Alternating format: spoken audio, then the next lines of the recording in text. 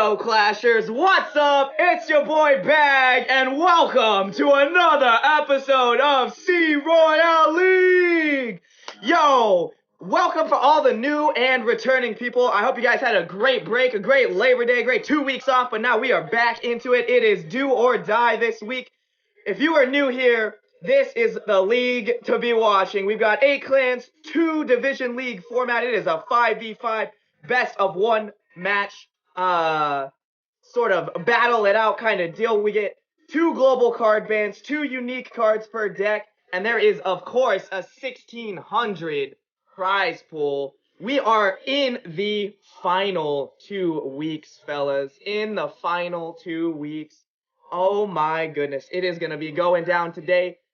Anyone who loses today will be eliminated from the league. So, yes, it has been forever. It has been forever. I do notice you, chat, and I am glad that you guys are here. I'm glad that you're back supporting us. Check this out. We're going right into the ladder. Yo, I'm here with my boy Stickbug. What's up? How is everybody doing? So, the first seed we got Alpha Esports, right? Yeah, and versus Genesis. Check versus out these seeds. They're crazy. This is gonna be a crazy match. It's like, honestly, you feel like the top seeds are gonna win this, right? Because they're obviously the top seeds. But that doesn't mean they are. Like, everybody's got to bring their A game today. Everybody's got to be on top of it. Bring in their ringers. Pull in those people they let sit out the whole time, so nobody can notice how they play. You know, bring them in and let them wreck. And I want you to really pay attention sort of to the seed so you know what's going on. Alpha obviously is the favorite to win it. They are seed 1. It was them versus Nova sort of battling it off for that spot. Alpha took the lead, so they're versing the 8th seed Genesis. We've got Clout Gaming versus Crucible, or Clout Gaming versus Elite Gaming. Woo! Get me all mixed up there. Crucible Wrath versus Hammers. Yo, that is going to be one to see. I heard Hammers brought their A game today, and we know Crucible Wrath is no joke. And then, obvious, at the very end, we will have Nova versus Clash Wars. Oh, man. You know what? It's going to be so crazy because all the teams, they've played each other. They know what's up. They sort of, know how each other plays. But this is, like we talked about, this is do or die. It is either you win and you get to move on, or you lose and you are out of the league. Like, everything else was just to get you ready for these 2 weeks, right? Yeah, and it's going to be really come down to, like, what cards people ban. What things that people ban. What decks you're going to use. What different types of decks you're going to bring into here. Are you going to use what you guys were comfortable with throughout the whole time? Or are you going to bring in something new and give a twist to it? Exactly. And with that, let's jump right over to the hot cold meter. Go ahead and give your love for your respective clans in the chat. Let's get all the clan love in the chat. I want to see you guys hyping up your favorites to win here. Alpha Esports is hot, boys. Number 1 seed, like we talked about before. Following them up is Nova, Crucible Wrath, Elite Gaming, Clout Gaming, Hammer Esports, Clash Wars, and then finally, Genesis. What do you make of this, Stick? I mean, it goes to show, like, being at the top of the leaderboards means you have skill. Like, obviously, you got Alpha Esports, you got Nova, both super high on the leaderboards in Clash Royale. So they obviously know how to play decks. Just because you have maxed out cards doesn't mean you don't know how to play the game. You have to be somewhat skilled to get in the leaderboards. Exactly, and that's something that we've been trying to talk about because a lot of people are like, well, you're only good on ladder, you're not good in tournaments. And while we talked about this all league, that yes, there's a clear difference between ladder play and tournaments. Just because, you're number 1 on the ladder doesn't mean you're not good at tournaments. And these clans have been proving it. They're like, yo, not only do we destroy it all day, every day as far as cups go, but we destroy it all day, every day in the tournament matchups. And we've seen that time and time again in this league. But on the other hand, people that are at the bottom of this, like you got Genesis, Clash Wars, and Hammer, might have been not putting in their best players the whole time. You know what I mean? Saving those people until this happens. Until the very end, bringing out that sneak attack. Let's see if we find it. Let's go right up into the matchup.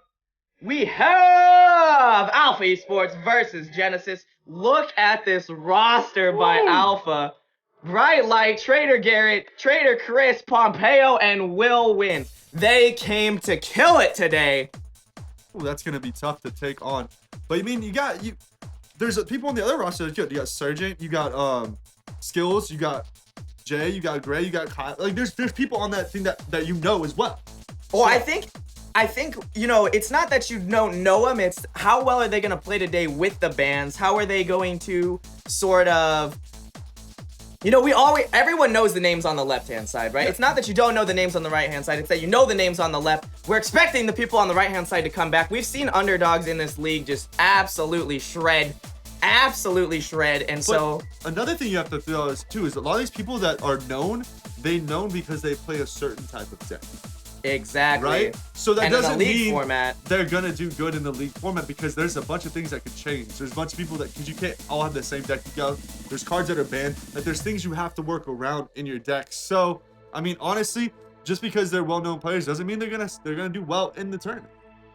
Exactly. And so, you know what? My matchup for the day, definitely I want to see Sargent go up against someone.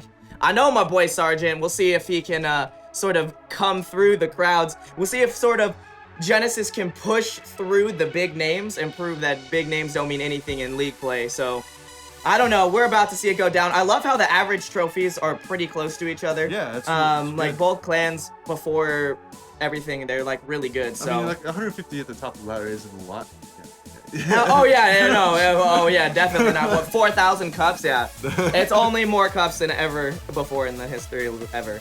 So, you know, no big deal. That before release, when it was like 2,000 trophies. Exactly. Everything is crazy now. All these clans have such good players, such max cards. I'm really excited to see this first match. I know the chat is already blowing up. Oh my goodness, the alpha for the win. The Let's Go Synergy VV. Oh my goodness. And if you're just if you're new here, make sure to follow the league. Check out Royale.com. The league is going strong. I want to see super stacked. Yeah, super stacked. I definitely really that is a really stacked matchup. But I really want to see Bright Light play. Like, that's literally Bright Light is your dream boy.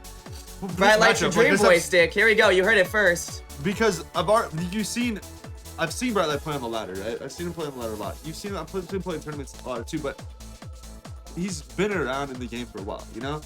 And I want to see what he's going to bring to this part of the tournament. Like, is he going to bring something new and unique out? Is he going to build a completely different deck that nobody's expecting?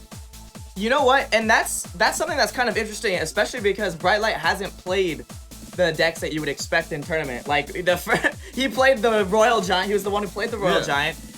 He was the one who played it was the Goblin Barrel one. So like he's played decks that aren't actually tournament decks. So I will say that I'm pretty excited to see how that goes. Oh, look at that, Scott Dog Royale giving us some hype. I love you. A new deck maybe. You know what? That's something we didn't talk about either. The whole bans and everything have changed. So we have had an update. We have had a rebalance. You know, there's been balance changes. So all the gameplay you're gonna see today is different from anything we've seen in the earlier league. There are cards that are still strong. I know Giant Poison is still strong. Everything's been more tanky slow roll decks or counter decks for those. But yes, it is very interesting that we will see completely new matchups, hopefully some new decks. I love that the balance changes happen midway through the season and that we'll get some sort of variety than what we've seen in the past weeks, especially in the clinchers, right? In the finals.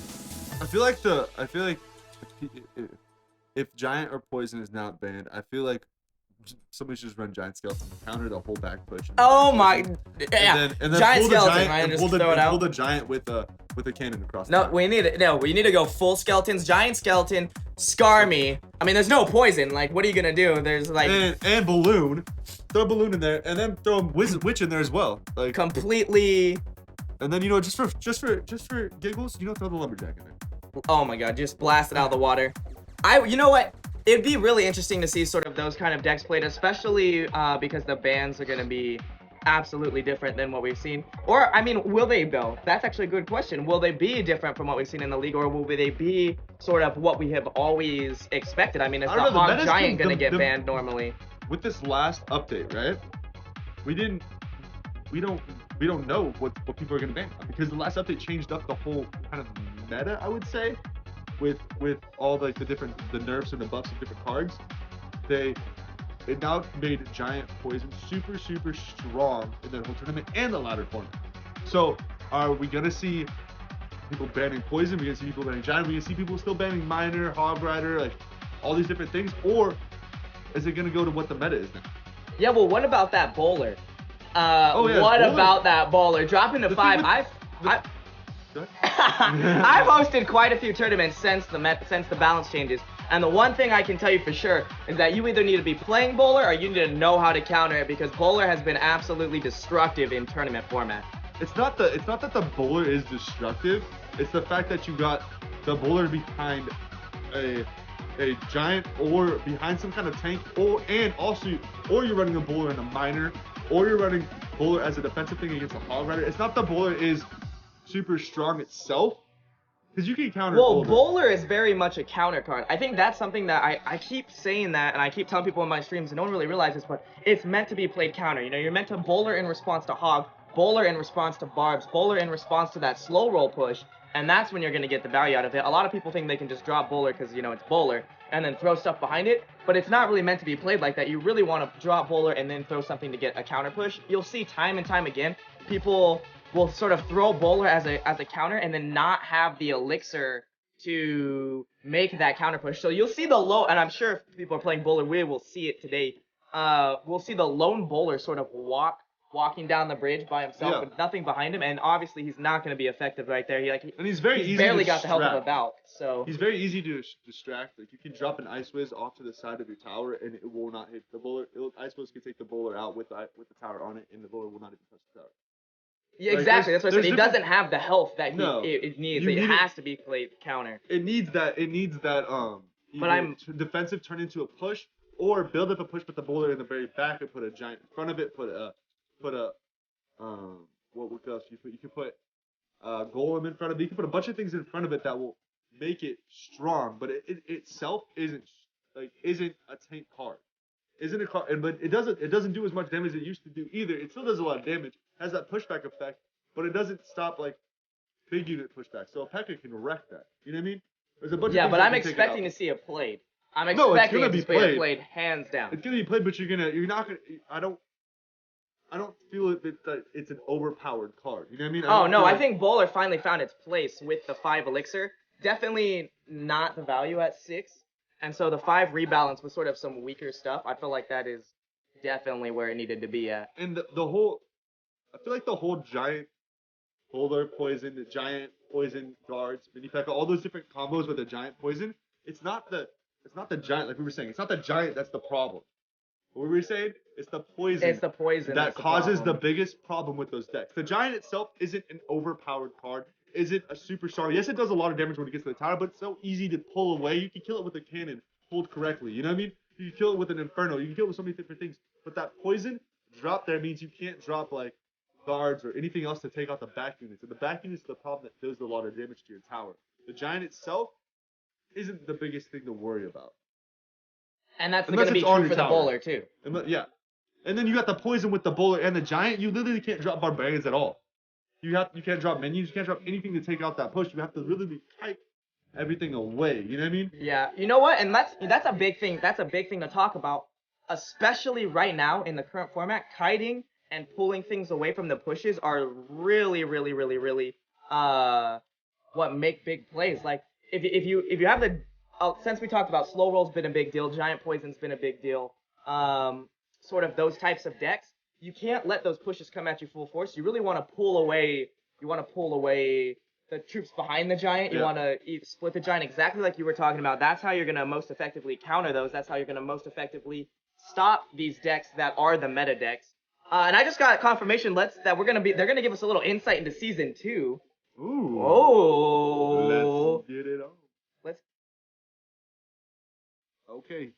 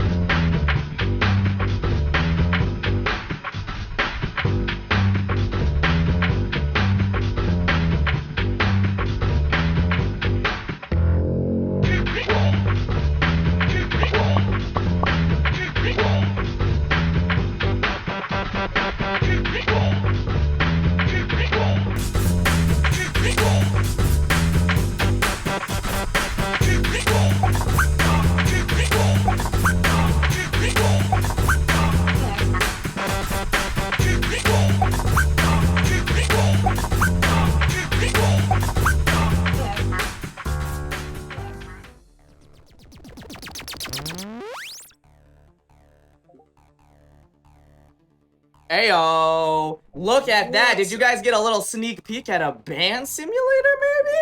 I don't know. Something to be looking forward to in the future. This is gonna be sweet. I know. Super excited, super excited.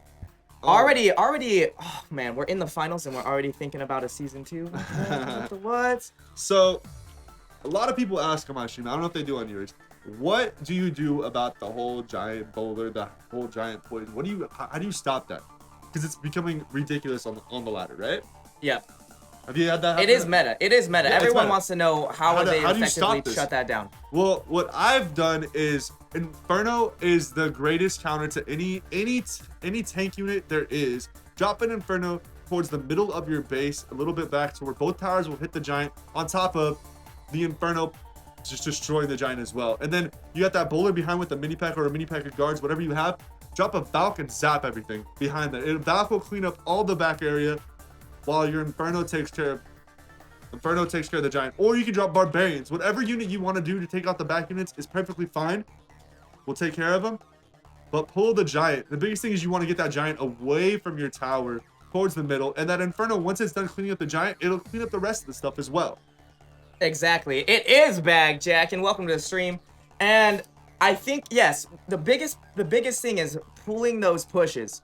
And you'll definitely see it in high-level play. You'll definitely see it today, that the people who are going to shut down things like the giant, things like Lava Hound, you know, those big tank cards rolling in slow, are the people who are either killing the troops behind or pulling the troops behind. So they're either bowler, you know, they're hitting through the giant, they're pulling the stuff behind, or they're doing exactly what you said. They're using a combo like Inferno Tower Valk to stop the big push and then pull the troops away. It's only when you let those troops sort of go through or you don't have the elixir to counter that you really, that's when it really does its most. It's really effective. The biggest thing is, like, you want to fight it under your tower. I find a lot of people trying to fight things under their the opponent's tower. It's like, oh, let's fight giant with barbs under their tower. Like, that makes no sense as sort of a push. And if we see that today, you'll see how much it hurts. Another thing we can talk about, like, you see them drop a giant in the back.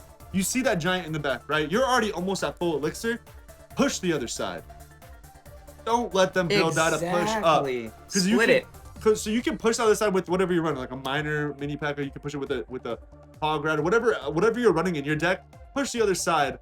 Make them counter that so they can't build up anything to push with that giant, and then you can just drop your cannon, your whatever you want to drop. Oh, finally, we are into the first match of the day. We got Will Win from Alpha versus Skills from Genesis. Yeah, the zzz, an emphasis on the zzz. Then we got the poison already out. I feel like he's played it a little bit early. He could have got that Ice Wizard too. He could have got that Ice Wizard. Yeah, he could have got the Ice Wizard, but I think he wanted to get that Elixir Collector down because he really didn't want to lose an elixir advantage. You know what I mean? He wanted to keep it very soon, so he's like, okay, poison. But what if the guy's running 3 Musketeers? Like, it could have been, exactly. I feel like the poison play early is a dangerous play. It can easily be you can easily see the 3 Musketeers. You can see the minion horde. Things like that are going to be really painful. But as you see, both players playing that giant poison. Skills has the Inferno Tower, so that's really going to shred that giant. And doing exactly what we talked about, pushing troops away one-on-one. What a great play. And this counter push, the mini pack it's not gonna get to the tower, but he countered that pretty well. Like, he countered that basically perfectly. He got a little bit of damage, but that was only from the poison that was on the elixir collector in the tower, you know? Yeah, no, really great counters. And even though Wilwin is up in elixir and he's able to sort of double giant, that Inferno is still there. That Inferno just took out 2 giants, guys. 1 Inferno just countered both the giants he tried to push with. And now Skills has a really strong push coming in. Giant Ice Wizard push right there. Here we go, splitting the troops again, shutting down the Ice Wizard from the back, shutting down the giant from the back, and now he has guards in front of his mini P.E.K.K.A. Like, both these players are counter push, and they're doing it so effectively. Oh, this mini P.E.K.K.A. though, coming to the tower. No, lured away by the last second. Counters that pretty well there. Now he has to worry about, doesn't have to worry about much. This mini P.E.K.K.A. is going to die before he gets to the tower, really. But notice this though, Skills got the damage off, right? That Inferno is proving to be sort of the choice card in this match. He got the damage off. He got what he needed to do done, and now he's setting up. He's already setting up to shut it down. Willwin is sort of pushing the other side. That's a really smart move. He's pushing the other side, that way he can deal with the tower, taking that tower loss damage, right? So he's got a lot of damage on the left-hand side. If he can keep splitting Skills' pushes, then he can stop him from getting, like, more effectively getting damage on the other side. He's not getting anywhere with this Inferno, like you're saying. Not getting anywhere with this Inferno to counter the Giant. Well, and I think Skills might have placed the Inferno a little bit early. Willwin's deck is definitely lower cost elixir, so he's trying to deal with the Inferno so he can finally get a Giant to tower. And if he can get a Giant to tower, you know, Skills is going to be in trouble. Match is already going into overtime, so Skills is looking really good. Really strong push coming here on the left-hand side. Poison is a good deterrent, especially on Giant, to slow it down. But if that Giant makes it to tower, and it looks like it will, that is going to be a lot of damage. I don't think Will can stop it. Oh, shot down at the last second by the Musketeer. He's a cycle for a poison and it's over. But the thing is, what happened with Willwin's deck is he has no defensive poison. Yeah, he has nothing to counter that Giant, nothing to pull that Giant away. He's relying solely on the mini P.E.K.K.A, which would work if you weren't facing Inferno Tower. Yep. And there it is, the poison to secure the game. First game goes to Genesis. Oh my goodness. Oh my goodness. Already coming in hot. Skills putting it down for his team. Alpha needs to get up. We don't care that we're last. We're last seed. It doesn't matter to us. Yeah, they're like, what are seeds? What does seeds mean? That's a thing? That does nothing.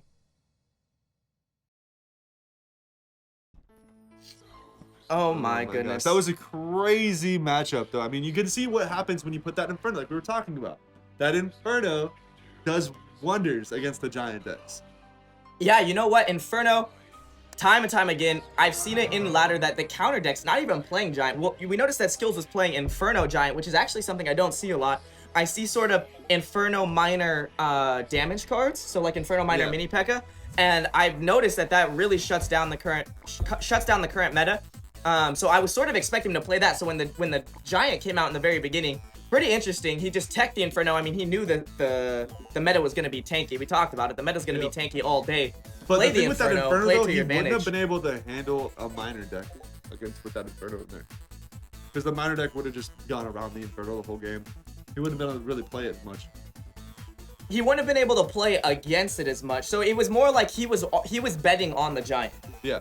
Yeah, Skills was definitely betting on playing the tank deck. If he would have played the counter deck. Since the minor was banned and the Hog Rider's banned, he knows the tanks are coming. So that's why you put the Inferno in your deck. But I'm saying, like, in a normal match when there was no banned cards, that Inferno probably wouldn't have been the best choice in that deck because it's a super high elixir cost deck, you know? I think it was just a huge gamble. It was 50-50. If I play a Giant deck, I'm going to get the value out of this, and I'm going to come out ahead. And if I don't, then I'm just going to have to not play the Inferno. We've seen it time and time again where they have to sort of not play that last card, and they have to play down the whole game. So that could have easily been sort of what happened. But it worked out good for him. He played the tank, and he played it well, and he came out ahead. Is the rest of Genesis going to do that? Are they going to keep making those really risk moves where they're like, this is a high risk, high reward card. If I play the counter, I'm going to be, you know, sort of hindered. But if I don't, I'm going to have a clear advantage all the way. I don't know. Let's get that Sparky hype in chat, guys. Oh, that Sparky hype in chat? That Sparky hype in chat. I was Zap floating around, though, right now. I don't know. Maybe later on. Sparky Expo, guys. Let's go. Sparky Expo. Not even Bowler Expo anymore. Sparky Expo. Bro. That's where it's at. Yo, guess what? I got confirmation that our next matchup is going to be Pompeo versus Gray. Ooh. Oh, yo, give me that hype in the chat. Give me that. I know that's what you guys are coming for. They came for that Pompeo match in the beginning. They're like, oh, let's see it. The old school legends. One of those old school tournament players that was really good before tournaments were even a thing. And now trying to be good after they're a thing. Look at the viewers, bro. On this match. You know it. Everyone is ready. We got Gray from Genesis coming in versus Pompeo. Pompeo starts right off with a pump. Strongest play in the game. Strongest play in the game. Just drop that pump in the back. Get ready. He's not worried about getting rushed. The Hog is banned. The Miner is banned. Nothing to stop it. Bowler is such a good play right here. Bowler coming down the right-hand side is going to shut down the Musketeer behind. That's what it's really useful for. If you would have had I feel like the Ice Spirit was maybe a little bit wasted. If he would have had something like a mini P.E.K.K.A, he could have even stopped the Giant from getting to tower. But he's got a strong counter push coming here. He stopped the Giant. Now he's got Giant Musketeer and Bowler coming in on that right-hand side. Gray's in trouble. The Bowler really shuts down that mini P.E.K.K.A. Lumberjack is going to die to the poison, and that's going to be a Rage Giant. Let's go. Ooh, 2 hits on the tower. Would have only got 1 if it didn't have the rage. So that's a value there. That's value. Yo, Value City. Value City for your boy Pompeo here. Now, but see, he did take his tower down to 1560, but he has 2 elixir pumps. Well, yeah, so it's a trade-off, right? Normally, you see the pump come out, you go for the kill. Hog Miner's banned, so it's a really smart deck choice by Pompeo to be like, oh, Hog Miner's banned. I don't have to worry about them. Let's just get pumps freaking on the roll, and then once we get into double overtime, like once we get double elixir, once we get into overtime, that's when that's when his deck's gonna really shine. This push, Lumberjack on the tower. Lumberjack on tower is devastating. That tower is gone, and now Gray is not only gonna be playing down a tower, he's gonna be playing down elixir the whole game. All because he tried to get that initial push off. Yeah, you know what? Gray is playing a very similar deck that we saw Wilwin play the last game. It's sort of the standard Giant Poison deck. Giant Poison Musketeer. That deck has done nothing for nobody so far today. I feel like, I don't know. Bowler, I feel like the Bowler Giant Poison is way more effective than the Giant Mini P.E.K.K.A.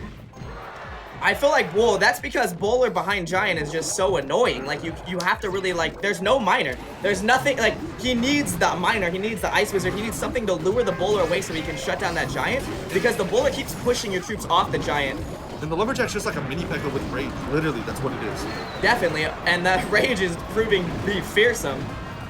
It's really awesome to see Pompeo get value out of that too. So Lumberjack is one of those cards that if you get the value out of it, it puts away games, but you have to get the value out of it, and it's not an easy thing to do. You have to be a high-level player. Pompeo going for the 3 crown here. Poison comes out, 2 Giants, 1 Giant on tower. Will it be enough? I think it will, and there it is! Woo! Woo! The 3 crown.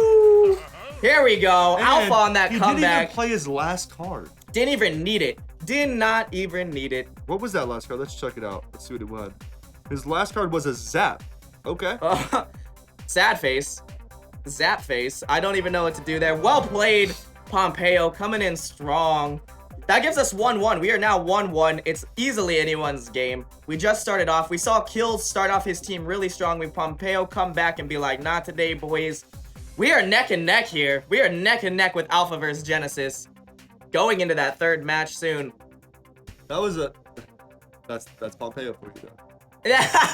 That's Pompeo for you, though. I don't know. People been talking. They said Pompeo's fallen off. Where's he been lately? Does he look like he's been falling off? Not to me. No way. Pompeo's a monster. He's a bae. He's a bae. That was ridiculous. Like how much he just dominated that match. After that initial push that he took that much damage in the beginning, he was like, not gonna happen again. Yeah, and that's our first 3 crown. That is our first 3 crown of the day, of the league, in fact. Is it of the whole league? Of the whole league. Pompeo is the first person. Let's just go ahead and tag that on there. No way. Just tag it. Just tag it. Pompeo, the 3 crowner. I'm pretty sure that's actually the 2nd, but still. I was like, I'm pretty sure it's not the 1st. But yeah, we've got Bright Light versus Sergeant next. This is the one. I want to see this one. My boy Sergeant from Genesis coming in against the one you wanted to see stick. Boy. Bright Light. Looks like we're going to go head-to-head in this match. Pompeo is a good sport. That's a lie. Pompeo BMs me all the time on stream. Does he really? No, he doesn't. He's a good guy. Facepalm. Facepalm, no. I think what we didn't talk about enough is that the bans so far right now, guys, they're Miner and Hog. And so Pompeo was really smart in his deck choice. He played to the advantage. He knew that he didn't have to deal with Hog. He didn't have to deal with Miner. Went straight to Pump. Pumped it up twice. I wouldn't even be surprised if I saw someone play Mirror and go for double pump, knowing that they can't get a strong push. Let's get it going. Bright Light versus Sergeant Monkey. Ayo! Where's the pumps? Where's the pumps? Start it off for me. There we go. Pump for Bright Light. Sergeant doesn't have one. He's just sitting at 10 elixir. Oh my god, he finally plays something. And it's gonna freeze so much. Ice Spirit in the back. not doing anything for him. Still sitting at 10 elixir. Ooh, the Knight. Hey, underrated card. Hashtag Knight is Knight. so strong, guys. It's such a strong choice. I'm surprised I haven't seen it more. I will say maybe not as good with the minor band, but still super tanky cards. Really good at dealing with stuff on your side. One of those cards that we the talked about. Sparky. Giant Sparky coming through. Here's the Inferno Tower. I love it. That Inferno Tower is gonna, oh, zap. Shut down that Giant before it can really do the damage that it needs to do. But the Sparky in the back, that is the monster. Sparky in the back, Goblin Barrel. He already used the zap on the Sparky. He has nothing to shut down the Goblin Barrel. Sparky shut down last second by the Valve. I don't think it's gonna get a shot off. I do not think it will either. Oh, it does! my God! Oh my goodness, Sparky gets the shot off, takes out the Knight, and Musketeer is going to work on that tower. Taking it down to 1052. Ridiculous. This is the kind of deck I told you who's gonna play. Like these weird decks with the Sparky, getting the zap on the Sparky, then throwing the Goblin Barrel in there. You know what I mean? Yep, really bait play decks, really strong decks if you can get in your opponent's head and just make them rage. He had the obvious strong start. He started Pump. Sergeant had nothing to really play. He had to just drop stuff in the back and then fight on his tower, so that's really unfortunate. Now that they know what they're playing, they've got the rotation, Sergeant can counter more efficiently. The point is, he's already down an elixir though, so is he gonna really be able to do it? Poison here on the Inferno, Musketeer on the Inferno. That Inferno is going down. That Giant isn't gonna do nothing. That's a top. Knight shredded tower is gone. Woo! Sparky took down 2. Took down the Knight and the Ice Wizard right away. Could this be the second 3-crown? Oh my goodness. Is Alpha the 3-crown champions today? Look at the push here. Here it goes, here it goes. Oh, bam! Sparky on that tower, Giant on that tower, Musketeer coming in to put it away. Knight is tough, but it is not that tough. Goblin Barrel coming in hot in the back. Where's the zap? Where's the zap? There's no zap, and that's a 3-crown. 3-crown. What's up? Right, like coming in clutch. 2 3-crowns today, boys. 2 3-crowns today. 2 3-crowns in a row. Oh my God. We had 2 3-crowns from Alpha back to back. First Pompeo, then Bright Light. And what was okay? So Sergeant didn't play. G. Didn't play one of his cards. He had Balloon. Shout out to Sergeant for being the one who doesn't play Giant. I will shout him out for that. It was good to see something that wasn't Giant when Giant isn't banned. Unfortunately, didn't really do much for him there. He had Loon in his deck. He didn't get a chance to play it. He just never got a chance to play that Loon. It could have been really strong. In fact, I would have argued he saw the Giant Sparky coming down the right-hand side, push put Balloon left side, yeah. Yeah. Make that split push. You know the tower is going down. You know you can't really counter effectively. You wasted the zap, you know? Get the damage off that you need to win. That was ridiculous. What a strong matchup. Holy cow. Now we're coming into the 4th match. We've got 2 wins for Alpha, 1 win for Genesis. It's still Genesis anybody's game. Like it's still anybody's game. They can come exactly. back Genesis needs to win this if they want to win stay in the game. Stay in the crowns don't matter. plan. It's the wins that matter. So the crowns don't matter. I don't know. 3 crowns. That's like bragging rights. That's like go to Twitter. That wasn't 2 crowns made. That was 3 crowns. Like, whew. no, I'm saying like, I'm just the whole scheme of things. I'm just like, kidding. If you get It's all about the points in the end. It's all about coming up in the end. We got Trainer Garrett versus Jay. coming in. Trainer Garrett versus Jay. Where's the pumps at? It's time to I'm surprised pumps weren't banned. I'm surprised poisons weren't banned. Princess in the back, that's pretty good. Rocket! Oh my goodness, Rocket boys, let's go. The value. The value. It was a -3, but he did get some tower damage. It could be worth it. What if his whole deck is just Rocket Cycle? 10 out of 10. Would play. Very strong leak choice. Here we go. Princess coming on the right-hand side is going to get great poke damage. Shut down by the mini P.E.K.K.A. That's going to be... 4 for 3 though. Nice! A freeze on that right-hand side. Shuts down the mini P.E.K.K.A. Unfortunately, mini P.E.K.K.A. will not make it to tower because of the guards. So he's not getting the value out of the freeze that he could have. Still really cool though. I was literally thinking about this the other day. I was like, what if they put freeze in there for the poison? Yeah, if the poison was banned, it's like, fine, we'll take the push instead. We'll take the strong push instead. It was smart of Jay's, like, his deck, looks super low cost. Or he's playing something like 3 Muskies and he's trying to hide it. And so that's why he keeps dropping, like, he keeps cycling through with his low cost cards. I've seen that done before. But he's getting the damage he needs to. Trainer Garrett kind of wasted that rocket. Not sure what that was about. More of a, I can do it because I want to play? I don't know. Poison coming out. Came out a little bit early. He could have waited till 10 elixir. He could have waited till he dropped that princess. He does get one shot off on the princess. Mini P.E.K.K.A coming in. Yeah, it's not going to get the tower because of that Inferno. But it will take that Inferno, though. Inferno arguably would have dropped on its own if he could have had something to wait. He doesn't. There it is. There's the big card. He has the P.E.K.K.A, so he's playing P.E.K.K.A, Giant P.E.K.K.A, Mini P.E.K.K.A. Here we go. Trainer Garrett getting great value out of that. Wow. Did nothing to stop it. He didn't have the elixir. He already wasted his princess. Good on Trainer Garrett to see that. He saw the princess go down. And these minions are gonna do work to this P.E.K.K.A. Like, in fact, P.E.K.K.A might not. P.E.K.K.A won't even get it to the tower with minions and Inferno on it. There's nothing to get that P.E.K.K.A tower. That P.E.K.K.A was arguably Jay's biggest mistake in the game. That was. I don't know if I would have dropped the P.E.K.K.A at that point. I would have waited. Rocket on the Musketeer. That was better. That's a better rocket. That was actually value. Yeah, now he gets the tower damage and 4. It's only a nade 2. He's going to get the poke damage out of the princess. Double poke damage. He zaps the princess. Nice. Look at the poke damage from this princess on the right-hand side. Woo! Taking advantage of those plays. These split-second decisions where he sees the P.E.K.K.A go down and he says, all right, bam, zap that princess. Let's get the poke damage while we can. I would say that Trainer Garrett's biggest advantage have been these minions, dude. These minions have been going to town. Ooh. Now he's got a P.E.K.K.A, Mini P.E.K.K.A to stop here. Guards is going to shut down it all. His freeze. The freeze is not going to matter when guards are so prevalent. In 8 seconds left, that's not going to be much. Nope, he's not going to be able to make it to the tower. The rocket value on the princess and the musketeer right there. Trainer Garrett just completely dominating this game. He took that damage in the beginning because that sort of that rocket misplay. I guess he just didn't want to deal with the princess. Interesting deck, though. But wow. Absolute wow. And that means Alpha Esports will clinch it. That's how the cookie crumbles, boys. That's a 3-spell deck with the Inferno, but just to counter the tank. That's it. The Inferno was there to counter the tanks, and you got the Mini P.E.K.K.A plus some guards and minions, and he literally took the tower out when he saw the opportunity, when he dropped the P.E.K.K.A in the back, knew he had no elixir, Mini P.E.K.K.A minions, boom, taking the tower real quick. Yeah, you know what?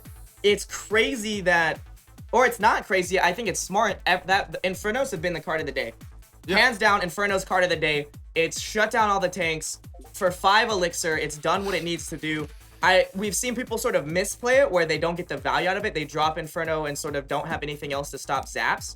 But that means Alpha is advancing to the semifinals. But that's why you see a lot of people that run Inferno also run like the Ice Spirit, or they'll run on their own zap as well. So like they're running a giant, they might zap the Inferno to reset the charge, but then you just Ice Spirit that giant and literally the Inferno catches back up.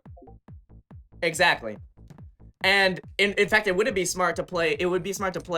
It's almost like playing 3 spells, but having the Inferno, Ice Spirit, and Zap is just a really strong combo. Especially here, I understand why it wasn't done because they couldn't hog.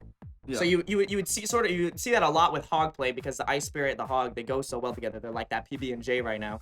And when you don't have that, you're kind of shied away from it. So the good use of Inferno has putting away games versus like Inferno as sort of just a counter by itself. When you have Giant hasn't really done what they wanted to do. Next match is going in. But yeah, we're going to let them play out the game 5. We want to see who wins. We want to see who takes it away. Alpha is obviously advancing to the finals. They will be in the finals. I think a lot of people predicted that they were the #1 seed. Coming in with the poison right away. I don't know if that's always the best play. Like literally, yeah, we talk about this all the time. Just wait, because look at the poison does not take out that pump, right? So you have time to chill for a second. You have time to play cards and get more value. It's not that it's a bad play. Poison, fireball, and pump. It's a good play. But I'm saying you could make a better play. He could have at least done some poke damage on that bowler. You don't know what he's running yet. Like you literally don't know. That too. You could. A lot of people waste their poison, they waste their fireball, they waste the rocket in the beginning, and then 3 Musketeers comes out and shreds. Like 3 Musketeers is in this meta. I've seen it played time and time again. Doesn't seem like these guys are afraid of it, and I feel like they should be. I was the miner. The miner had to counter the Mini P.E.K.K.A. He didn't have anything else to do. Banned. Oh, Smitty Buckets playing a banned card. Genesis already forfeiting the match. Well played. Well played. Well played. Well, I think we can safely say into those kind of decks that lost Genesis this series. Unfortunately. Fail. Fail. I just saw the miner pop in the back. I was like, wait, what? Illegal cards. I think he just did it just to do it. He knew. He was trolling. He was trolling. It's okay. Trainer Chris already has this. Trainer Chris is up pumps. He's up infernos. He's poisoning the pumps. He's just all around solid. It's gonna go into overtime, and I'll bet you that Trainer Chris gets a really strong slow roll. Gonna knock one off his bucket. I don't know. I don't know. He's gonna knock a bucket off Schmitty's list. There's the Inferno. That's all that needs to go down. If Trainer Chris can shut down that Inferno and get another Giant up, it's gonna be game. The biggest problem is that Bowler. Bowler is such an annoyance. It's such a good counter card. It just hits everything that's behind. In fact, Bowler on Bowler is almost as annoying as seeing Ice Wizard on Ice Wizard. They just sit there back and forth, throwing them balls at each other. And no one can really get to tower. Are they throwing it to him? Balls. Big giant balls. Just throwing them. Just rolling them. Just knocking down troops, pins, self-esteem. Sad day. It's so funny seeing bowlers just go at each other. They're just like, woo! Double bowler. Oh my goodness, the double bowler action. You know what? Double bowler is actually, if you have a low enough cycle to double bowler, it's actually really good, especially late game, because it's actually more tanky than you think it'd be, and it pushes back like if you can sort of time them, so like one goes and the other one goes, you get that double pushback. Oh my goodness. Triple elixir pump. Super annoying. Triple pump by Schmitty. Ooh, the guards, I don't know if they were well placed. I wouldn't have placed those guards there just because he just got the shield taken down. You won't see Bowler versus Bowler next season. That's right, when we have that sick ban draft simulator and we can shut people down early. We won't have to see the Ice Wizard versus Ice Wizard, the Princess versus Princess, or the Bowler versus Bowler. Sneak peeks? Sneak peeks? Oh, whoops. Whoops. Whoops. Whoops. Look at this. Look at this back and forth. Or you won't see, like, if I was somebody, I would just... Giant. We won't have to see Giant. It'll really broaden up the decks, broaden up the play. I'm really excited, to be honest. This is finally a push here. We finally got a push going from Trainer Chris. Looks like Schmitty wasn't really able to counter it as well as he wanted to, and now Trainer Chris is in poison range. So if he can just chill out, he can poison for game if he really needed to. Yeah. Poison zap. Bowler in the back, poison zap. Bowler in the back, poison zap. Let's go. Let's see it happen. Bowler on the other side also. With the guards. Uh-oh. Oh no. Oh no, and now he has to poison that instead. He needs his own guards, arguably. Poison comes out, he used Ice Wizard instead to counter that Bowler. Strong counter, especially when you have the Inferno to come in and sort of put it away. It's just back and forth, though. No one can really get to tower. I mean, he's trying to switch up the pushes now. On the other side, they can defend that side, not be able to push on the Well, other he's side. got a lot more damage on that side. He's getting the poison on the Inferno. Arguably, Trainer Chris has max elixir though right now. Why wouldn't you go all in on the right-hand side? Like, you have max elixir, the Inferno just went down. You know it can't come back for a good maybe 10 seconds before it comes into cycle again. Go really hard on that right side. Yeah, see, he could have at least got, if he would have Giant Bowler, he could have at least got Giant to tower and then been in damage range. You have to take advantage of those max elixir moments. You know, you really have to. It's sort of a timing thing. You know, you wanna know when to time, when to go all in and when I not honestly to go would all just in. poison right now. You have 30 seconds left. You see the cycle through poisons. Like, I mean, it looks like it's gonna be a draw. It's not gonna matter. Zaps, poisons, Inferno's bowlers, double bowler, double guards. What is this? Ice Wizard to shut it down. madness. This is what it is. It's This is madness. This is bowler life. Uh-oh. Those bowlers get to the tower right there. The zap. The zap. He doesn't have it. 2 seconds, 1 second. Poison. There Oh, it is. there it is. Trainer Chris takes it away. Schmitty.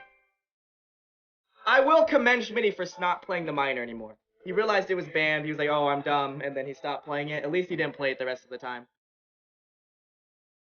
He was actually forced to play 7 cards. And he did. If he wouldn't have split his pushes, he might have won.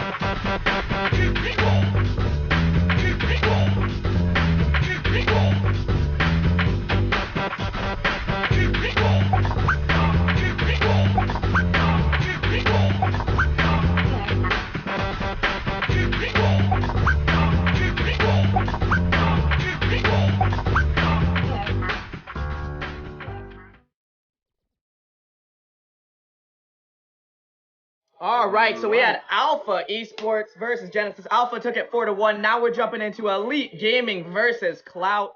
Look at these lineups. Again, everyone this week they're going for the wins, right? They gotta put it away this week. If they lose, they're out.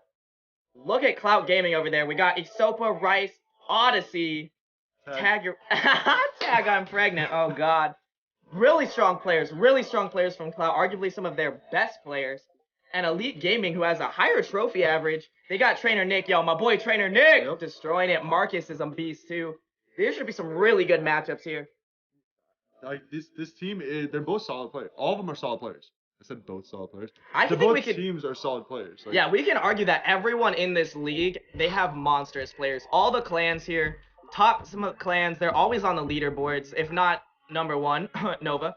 Like we already know that you're gonna see some of the highest level gameplay, and it's awesome to see them bring out the big names too. See the people that are big in the community. Yeah. I love seeing people that are really good and big in the community dish it out and sort of play those grudge matches out, play those all-star matches out. Really, really awesome. And just to see people like this play different decks too, showing that they're not just skilled with the decks you know them for. You know, they can actually play other decks besides what like. Maybe they're known for their trifecta. Maybe they're known for their minor deck. Maybe they're known for their Lava Hound minor. You know what I mean? Maybe they're known for whatever deck they're used to running, but they can come in there and be like, you know what? I might be known for that, but I can still beat you with this. You know? Exactly. It's something that, you know, it doesn't matter what they're known for. I think Nova's really good at showing that. They're known for Giant Poison. It doesn't matter what they're known for. They're gonna ban the cards they're known for just to show that they're skilled players all the way around. And I love that they do that. I think that's something that's really cool. I love that Sargent played, you know, we got the first match going in right now. Jumping right into the first match, Giovanni versus Marcus. Here we go. Oh, nice. Giant Inferno banned. Giant and Inferno. I don't think they needed to ban both of them. No, they were like tanks, man. We want to play that bowler, but we don't want to see that. We don't want to see that taking that Inferno out of the game means people are gonna be running. You can see Golem in here. You can see Lava Hound could be really strong. There's a lot of things that you could see here that could change because they took out the Inferno and the Giant. You know? Yeah. In fact, I think we'll see a lot of sort of Musketeer, Hog, Miner's prevalent, and it's a lot more of a skill card to play. Not a skill card, but like you can't just throw it and win game anymore. Like it actually does work. Nice. Look at the value. Marcus did nothing there. He's just sitting at 10 elixir. You know what you can see here? What is Marcus doing? Did he? Is he DC'd? He's not playing. He's just sitting at 10 elixir. Go, Giovanni. Take the win. Unfortunately, there's nothing we can do about DCs here unless they didn't play. He didn't play at all, so we might be able to restart it. I don't know what that is. Giovanni, level 8, taking the first game.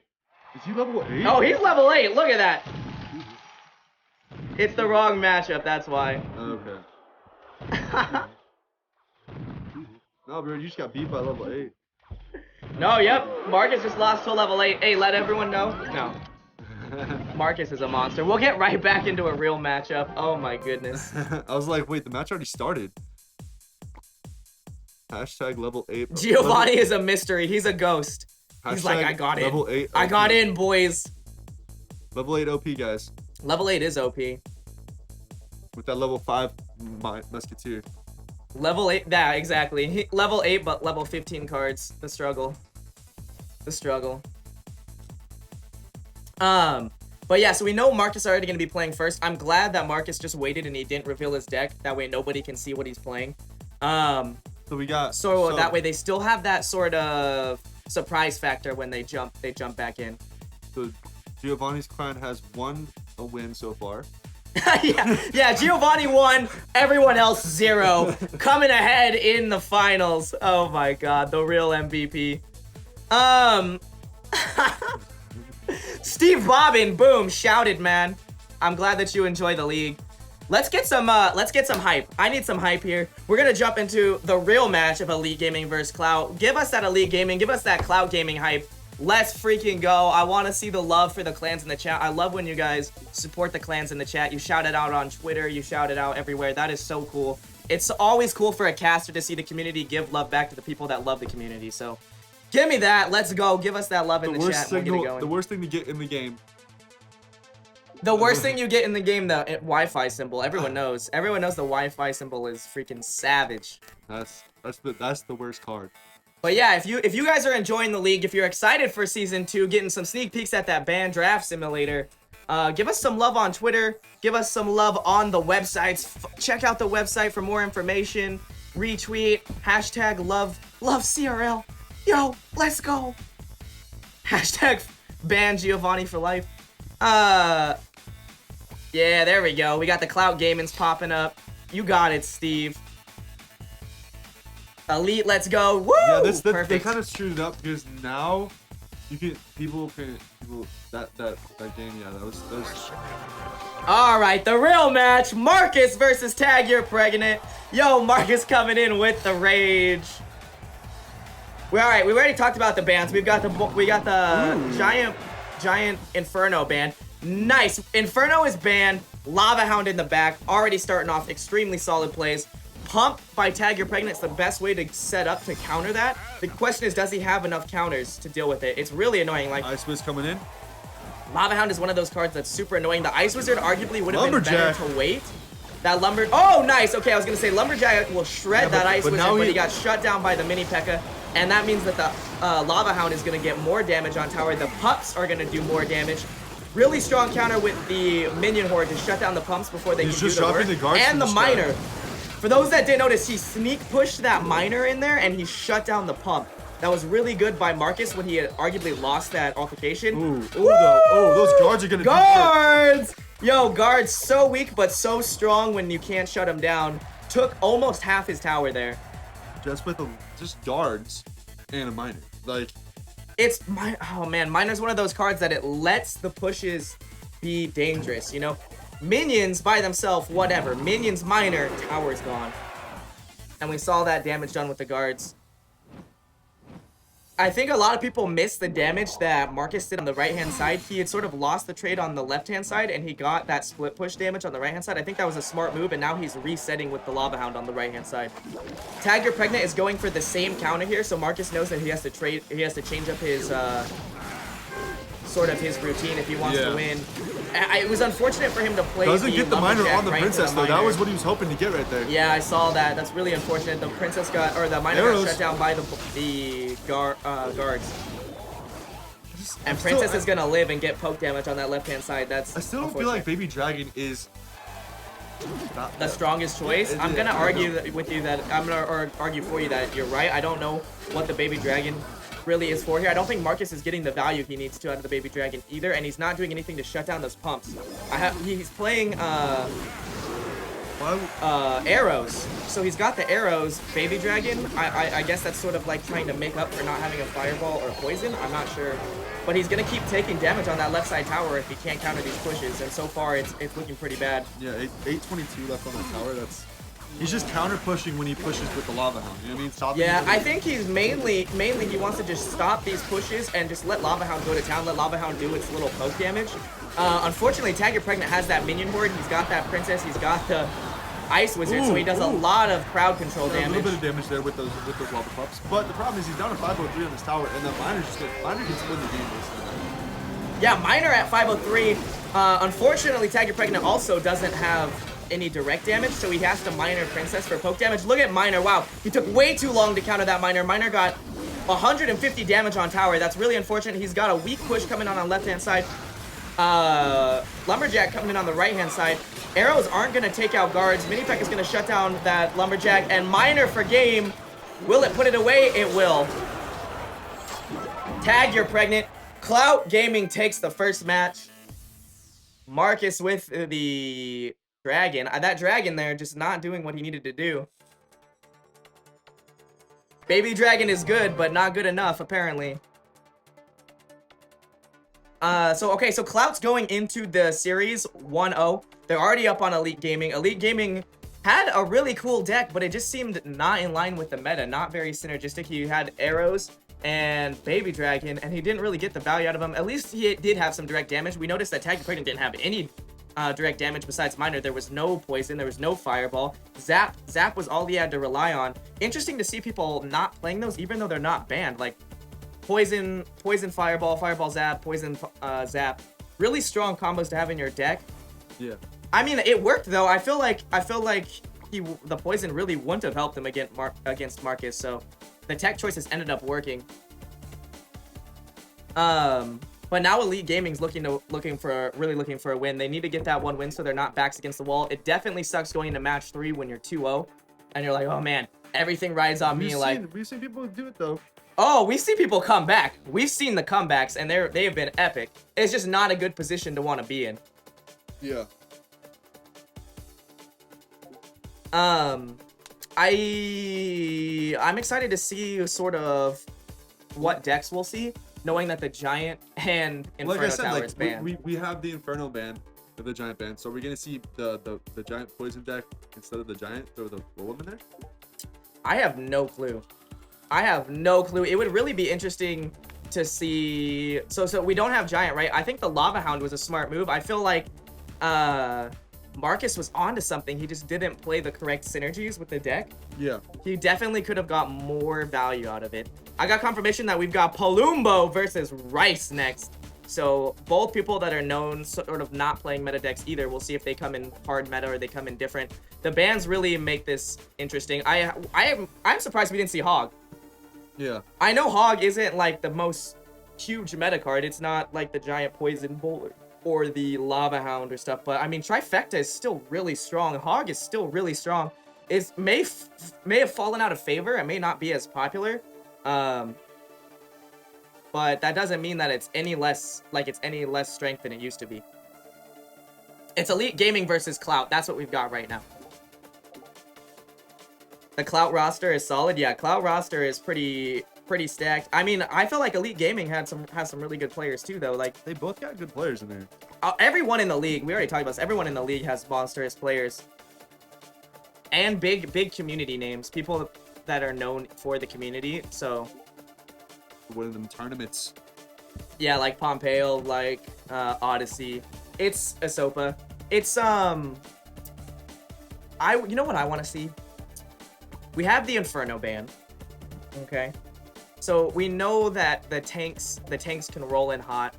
Even if you don't have Giant, Knight Valkyrie is really tanky. Knight Valkyrie is extremely tanky, even without the Giant.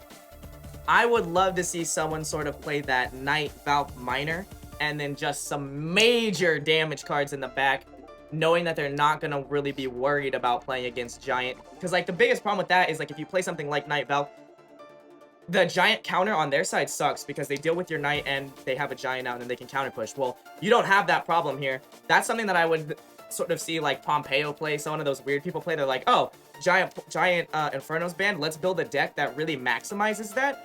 There's only a few really skilled players that can do that. And I would like to see sort of that stuff played. Yeah, the Knight's a great card. The Knight is a ridiculous good card. Yeah, I keep saying this. It's super underrated. Yo, we got Nova. We got Anonymous from Nova in the chat saying thanks, guys. Yo, shout out. What's up? Yes, good luck for everyone today. Yeah, but yeah, I would really love to see sort of that. Someone play the bans to the fullest. If you know what the bans are ahead of time, play those to the fullest. You know, play really strong cards to those bans. See what people play. I mean, you can even run. Honestly, there's cards that we can run in here that people won't expect. I'm surprised people aren't running like Princes at all. Yeah, there's no Inferno, there's no Giant. Prince is really strong. It'll get to tower. I saw that Marcus had the Tombstone, but normally that's not something we see. Of course, the one time I want to say like no one plays Tombstone. Of course, we just saw it, but it's something that Tombstone we is don't really strong. see. It stops pushes. It stops Princes. It stops all that stuff. Here we go. We got Palumbo versus Rice. I'm assuming that's Rice. I can't read that name. Palumbo starts. Okay, they both start pump. Rice had to sort of play that Ice Spirit. To cycle for his pump. Yeah, to cycle for his pump. So he's down one elixir, but it's not bad. I mean, he didn't waste a lot of time. Nice. There we go. He waited with the poison for the Princess to come out. Now he's gonna get the pump, the Princess, and the tower. Valkyrie countered the That's how minor. you take care of that. Stopped the minor. Here we go. Just what I talked about. I love to see Valkyrie come out. I'd love to see Knight to come out. And we just saw them both. Here's the Hog. Ah, classic trifecta with the 3 Muskies. Whoa, 3 Muskies is going to be a really strong counter there. The Hog will get a lot of damage off on tower, but not enough to take the tower. And now Rice is worried about countering this Knight 3 Muskie play. He has a lot of elixir, though. He can counter it. Yes, but check this out. The Miner there, if he can zap that left side tower, he can take the tower away from the Musketeer. He chose not to, but he's still going to get the damage off. Double Musketeer on the right-hand side is going to get poke damage. This is why 3 Musketeers is so strong. It's the split. Not many decks can do this. I normally argue that never split push. Go for 1 tower, even though they know that's the tower you're going for. You want to get as much damage off as you can. That way, when it comes down to overtime, you can win the game. I would say that is like the wrong move to do when you're playing 3 Muskies. When you're playing 3 Muskies, you want to split the Musketeers. You want to force your opponent to have to counter both sides. 1 Musketeer alone is devastating to a tower, and we saw that on the left-hand side with Palumbo. But Trifecta itself, like, is such a solid deck. Like, the reason Trifecta is so strong is just because it's ultimate counter to a lot of meta. It's no different here. It doesn't matter what the meta is. Those are just solid cards. Valk is solid, Hog is solid, Musketeer is solid. You know, those are always going to be solid cards unless they get like a huge nerf sometime.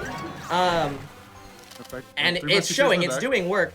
Now, the problem Rice is going to, or Paluma's going to have is he has to take both towers. The cool thing about 3 Muskies is that he totally can. He's got a really strong push coming in. He's going to be able to Miner ahead of time. Did he cycle to it? Yeah, play the Miner ahead of time, and so that way he can get rid of the Musketeer over here.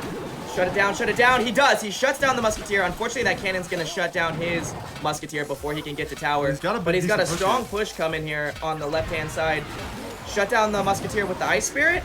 Nice. So the Night Ice Spirit does shut down the Musketeer. Oh, Valkyrie at the last second to stop that tower, but it's going to go down. Miner on the tower will take that tower. Let's go. And that means we're going into overtime, and now Palumbo's ahead. This is why the split push is so strong. Not only did he take that tower, now he's got more damage on the right side tower. Rice is forced to pop up. All he has to do is drop the 3 Musketeers in the middle of the base. Exactly, and 3 Musketeers is exactly like Royal Giant, where as soon as you go into overtime, you're feeling good. You know if you play your cards right, you can drop 3 Muskies right in the base, and you can go for game.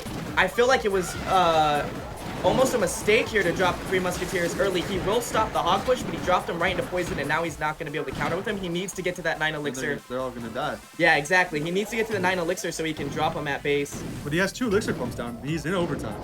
And it is a 3-minute overtime, so he's got plenty of time. Both players are pretty even right now. Princess, that's a smart move. Get some poke damage on the tower. They can split his Valkyrie up from his Hog right. Yeah, I actually really like that play. The Musketeers are going to go down to the poison, but he does get Hog the tower. 2 hits on Hog. He has 1 still up on the other side. Get that poke damage, get that poke damage. The Miner's too slow, unfortunately, for the retarget, but it will get the poke damage. He misses the pump with the poison, but he does get the Musketeer. Valkyrie's not close enough to hit that Princess. Yeah, that's unfortunate. That means Valkyrie's gonna go down before Princess does, and now he's got Princess, double knight, 3 Muskies at the bridge. This could be game, and it's over. Woo! Palumbo with that comeback. Yo, comeback music, anyone? He gets knocked down, but he gets up again. No one's gonna keep Palumbo down. He's invincible, man. 3 Musketeers coming out hot. I love it, I love it, I love it. And I love that split power, man. That split power, 3 Muskies is like one of the only decks where you can really take advantage of splitting them. But you gotta go balls to the wall. I mean, it costs 9 elixir. They know as soon as you play those 3 Muskies that they can make a strong push, as long as they have something to counter the Muskies. The poison, unfortunately, while it does counter the Musketeers, is sort of like the worst counter you could have to it. You need more of the Ice Spirit. I'm a huge 3 Muskies fan. I'm a huge 3 Muskies fan. That's the deck I used to. The 3 Musketeers deck is the deck I used to get the legendary as level 8.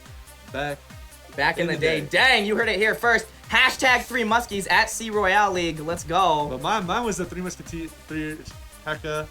Oh, the big boy deck. I've actually seen that deck make a comeback. It was Zap, Freeze, Valkyrie. Not with the Freeze, but I've seen the 3 Musketeers P.E.K.K.A make a comeback. And that ties us up, so now we're tied. It was ridiculous. It's ridiculous with the Freeze with the P.E.K.K.A. It's just ridiculous. Because you drop the P.E.K.K.A. on one side, then you split push the Musketeer, or you split push the Musketeers, and then you drop a P.E.K.K.A. on one side and a Valkyrie on the other side. And then you freeze whichever one you want to freeze. Exactly, and that's what makes it dangerous. You know what? I love that Freeze is sort of making a comeback.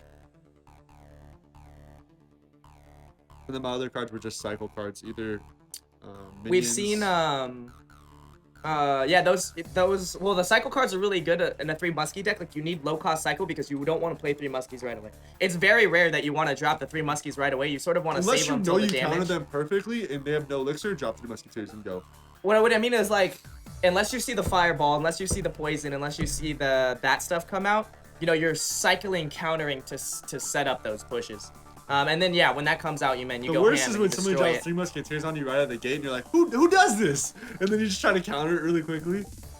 Palumbo's in the chat with that comeback hype. Hey, what's up, man? Congratulations on that game. That was a good comeback. But yeah, I love to see that comeback, and that puts us at 1-1. So both clans are sort of, you know, fighting for that victory. We got Electrify versus Peter here. Let's see it go down. Hey, they both give themselves some good sportsmanship. I like it. I like it. Yeah, the pumps are coming out. The pumps are coming out. Drops the pump in the front, knowing that the miner is available. You know what? It's almost, there it is, and it's really smart to do that. Nice! So he forced the mini P.E.K.K.A to the other side. That means Hog's gonna get to tower, and even with those doing damage, it's gonna get 2 hits. Now it's gonna get possibly 4, 3. It does get the 4th hit. Wow, Hog on tower. Mean. Really quick damage. Yeah, it gives him the well played. That was extremely strong. I think he could have put that Ice Wizard a little farther back. Now the mini P.E.K.K.A is gonna get. Oh, it's not gonna get hit off. Wizard, but now it kind of a waste of a wizard. That's a 5 elixir drop there, and it's got no health now. It's not gonna do the damage he needs to get. Princess right there is doing damage. He miners the princess. That's unfortunate to have to counter 3 for 3, especially when it's already at bridge. Hog on this right-hand side is gonna do damage. I love that. The Hog Ice Spirit, such a good combo because it will stop that mini P.E.K.K.A and let your Hog get extra hits off. You know, it also stops barbarians, let your hard past the barbarians. Exactly. A Hog Ice Spirit, such a strong combo. Electrify just got back in this game, and that it's all due to that wizard drop. That wizard drop was really unfortunate. He should have just let the miner take a hit. It was only gonna get 1 hit on tower. Let the miner take the hit. Get ready. Bowler behind the Hog is pretty good. Unfortunately, he played the Hog a little bit early, and so the bowler couldn't push it as fast as he wanted it to. And now bowler's gonna get shut down. He needed to play his bowler closer to bridge. That way he could push the mini P.E.K.K.A away and get 2 hits from his Hog. Get closer to putting down that tower. Ice Wizard on Hog will stop Hog, but it's still gonna get a lot of hits off. Especially with the zap there, resetting it. Like, yeah, it's unfortunate. 4 hits. And the poison. Woo! Great poison there. He gets the tower, he gets the pump, he gets the Ice Wizard. That's how you want to use poison. I mean, they're both, it's still anybody's game. Like, you're down to 1,000 on one tower and down to 600 on another tower. The only thing that's unfortunate is Peter is now playing down in pumps. So he's down a whole pump at this point. He's going to have to figure out what he wants to do. That bowler's going to counter that. Bowler, really good move. Unfortunately, he needed to play in front of tower. That way Hog doesn't get to tower. If you drop your bowler right in front of tower, you can actually push Hog away so it won't even get to tower, especially when you have that mini P.E.K.K.A there. Yeah, and he pushed his Hog on that side. Like, yeah, he played his Hog on the wrong side. I agree. The Hog on the left-hand side would have been the better move. In fact, it would have been better to either wait or cycle for that miner so he could shut down the princess, maybe even the pump, and then Hog. Well, but he's got a double bowler. Now he's just poison. Ouch! The bowler missed the Hog. Doesn't matter though. Mini P.E.K.K.A is going to shut it down. Really strong push coming in on the right-hand side. Poison there. Great poison takes care of all those troops. Mini P.E.K.K.A shutting down everything. And even though the Hog doesn't get to tower, the bowler at least does. Bowler gets a lot of damage off on the tower. Why not the left side? This is exactly what you said. I know he's trying to stop the pushes on the right-hand side. He's trying to stop everything from getting to tower, but he needs to get in the game. He's only got 100, 200 life or health on that tower left. Mini P.E.K.K.A coming in clutch. Woo! He's going in strong here. Hog gets shut down before it makes it to tower. Miner goes in to do work on tower, but he needed the miner on the princess. And that's going to be game for Electrify. I'm going to say it all came down to that wizard push. He wasted the wizard in the beginning and then he never used it again. Yeah, and not pushing the other side. Like, we understand. Look at the tower damage. If you combine both tower damages he got, he would have taken a tower.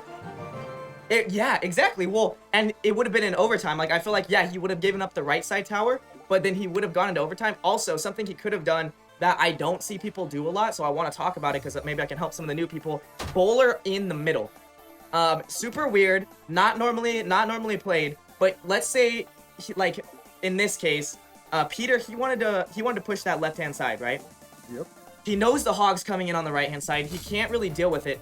Bowler in the middle will target the hog. Bowler, in fact, will even target over bridge. It will roll that ball right over the bridge. It does not give a crap about water. And then you can get that push for the left-hand side while still pushing the hog away. Yes, the hog's going to get some hits off. Like, hog's always going to get some hits off when you don't have a lot of stuff to counter it. But then you arguably have that strong push going into the left-hand side. He could have minored the princess. He could have taken a tower, and he could have got it going. It's called a counter push. It's not a counter push when you lose the tower and don't take their own. That's called a fail. So that's the biggest problem there. That's the only thing. Yeah, like you gotta know when to let a tower go. Like, I think that's a big thing. You can drop one card with the bowler, let it go, disrupt the bowler by itself, and then push the hog rider, the mini peck on the other side, or the hog rider ice spirit. Keep on putting pressure on both sides. Yep. Now we got a Sopa versus Gen here. Hog coming on that right-hand side, time and time again. Ice spirit doing mad work. Hog's gonna get 2 hits off, even with the ice spirit as the counter. Guards aren't really gonna do anything here. They're gonna get shut down by tower. Ooh, nice. He decided to sort of keep him away with the level 1, or with the skeletons. I think level 1, I don't know why I do that. Skeletons, there we go. Look at that. The log pushes the miner away so that way he gets plenty of time to counter it. And he got dealt with the princess for 2. I like it. Miner did still get some hits off on pumps though, and that means that Ahsoka's gonna be sort of down in elixir. Here we go, going for a push on that right-hand side. He lured away. Oh, unfortunately, he played the skeletons behind his hog. If he could have got him in front. I know, but if he could have got the skeletons in front, he probably could have even got 1 more hit off. They did shut down the mini P.E.K.K.A. though. In fact, I don't think he even needed the ice spirit there. The tower probably would have taken the mini P.E.K.K.A. Yeah, before it got the tower. I would have let that mini P.E.K.K.A. go, even if it would have got. What I think is Sopa doesn't care because his deck is so low cost. Look at his deck. He's playing hog, ice spirit, skeletons, log. Like, that is an extremely low cost deck. His highest cards is 4 so far. Yeah, his highest card in the whole deck is 4. So 3 Musketeers, he's gonna have to deal with the double Musketeer play. The Musketeers are gonna get a lot of damage on that left-hand side. There we go, shut down by the mini P.E.K.K.A. Still really good poke damage by Gen. Guards had to counter mini P.E.K.K.A. Perfectly countered.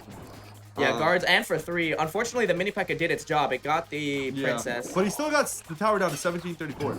So he did get damage on the tower with the 3 Musketeers. Yep, yes, it wasn't the value he wanted really because he didn't really get the split damage that he wanted. But he did get the damage he needed to do a little bit of work. Ooh, Ice Spirit should be able to take this P.E.K.K.A. Nice, the other Ice Spirit to shut down the hog and make sure it only gets 1 hit. He played it really well that time. He made it only get 1 hit instead of 2. I like that. I like shutting down hog for 1, especially when you're not using a full 4 elixir to do it. In this case, he used 5, but you can really get away with just using level 1 skeletons. The log again is going to shut down that right-hand side there. The miner is going to get shut down by the mini P.E.K.K.A. And now another hog is getting to tower. Woo! Zap! 1 hit off. Mini P.E.K.K.A. on mini P.E.K.K.A. What Sopa's doing is really smart though. He's putting so much pressure on Gen that he can't play 3 muskies. And that's what he needs to do. When you can't play the 3 muskies, he can't really get the damage that he needs to get. Yeah, he's making him play it into like he's making him play a hog, a minor mini P.E.K.K.A. cycle deck, right? Instead of getting those exactly. And it's working. Look at how much damage he has on tower versus Gen. If Gen is smart, what he's gonna do is he's gonna switch up his rotation. He's gonna get those 3 musketeers to come back out, and he's gonna put this game away. Really strong push there. Wow, the poison is gonna do everything. Mini P.E.K.K.A. on tower takes it. Woo! Well played. Well played, Sopa. That was really good. Putting the pressure, just pressure. If you're pressuring the 3 muskie deck, they can't drop 3 muskies, and when you can't drop 3 muskies, the strongest part of your deck is thrown away. I mean, both those. Like he made him play that 3 musketeer deck into a minor mini P.E.K.K.A. cycle deck, right? Like we were saying. But he didn't have the right cards you need for that minor cycle deck. You know what I mean? Yeah, he won't be able to get the damage that he needs to get. You didn't have that poison you want to have in there. You didn't have the minions or whatever you want to throw in there because he had to throw that elixir pump and 3 musketeers in the deck, which take up 2 spots that he needed for other things to really get a minor cycle deck going. Exactly. Bam, what a devastating match. That means Clout will advance to the semifinals. Oof. Oof. And you know what? It was really cool to see Ahsoka come back. I was kind of worried because the 3 Musketeers, that split push is so strong, and where they really get the value is that split push. So next match going on. Hey yo, Odyssey versus Trainer Nick. I'm glad that we at least get to watch this one. This is crazy. Another elixir pump in the middle, knowing that the miners can play. Tombstone. He came out with Tombstone instead of Miner. That's actually really weird. What the heck is Odyssey playing? Tombstone. Tombstone counter. I guess he didn't have anything. I like that he waited. I like that he at least waited to counter the pump until he's going to basically take the whole pump with the poison. He is going to get at least a little bit of damage on that Lava Hound. Not really enough to do anything, but that's okay. Odyssey playing sort of all counter cards so far. Poison, Tombstone, Ice Wizard. The Ice Wizard would have been strong against that balloon, but he needs air troops. There we go. He's got the minions. His deck is almost complete counter. My goodness. Oh, wow. He can cycle back to the Tombstone. It's not going to matter. Balloon's getting the tower. Even with the zap, 1 hit, 2. No, it doesn't get the 2 hits, but the pups are going to put a good poke damage on that and really some minor damage on that. They're going to have to really cycle just to get defensive. Well, look at this. Not only did he do that, he got a pump up. I feel like he should have played the pump sort of in the back since he hasn't seen the minor yet. Sort of not get the poison damage on tower, but still. Minor minion horde coming in really strong here. And they make it to tower. That's going to be a tower. Woo! Nothing he can do at that point. Trainer Nick. Once the minion horde locks on tower, it's like, okay. Yeah, it's done. Right to the Valkyries. They are destructive. Odyssey, what are his last 2 cards? He's playing almost complete counter, and then he just didn't counter anything there. Wonder if he's trying to wait until double elixir to really come in with a big push. Oh, he's also playing Lava Hound, but he hasn't taken advantage of it. See, the Inferno is counter not being able to use, but Tesla is still a good card. Yeah, you know what? Tesla really could have done work here. I think the Tombstone was sort of a mistake, especially against... I mean, you don't really know what you're going against, though. Balloon was such a strong choice. Even against the Ice Wizard, Balloon is getting to tower, and it's going to get some hits off. And it does. It gets 1 hit off even under the minions. Wow. Ooh, Lumberjack. Unbelievably strong. Lumberjack coming down the right-hand side. There we go. Lumberjack is going to shut down that pump. Even though it doesn't make it to tower, it puts him at advantage. I'm trying to do an interesting Lumberjack Lava Hound push. You know what? He almost would have got it. I think the biggest problem is Odyssey's deck has too much spells. Not enough troops for the Lumberjack to be effective. If you notice, his Rage didn't do anything for him, and now he's facing Barbs on tower. He's down health on that right side tower. Trainer Nick is sort of going for the kill on the left-hand side. This is what I talked about, trading towers. He doesn't really care about the tower on the right-hand side. He knows it's going down. He knows it's going into overtime. And if that's gonna happen, play to win.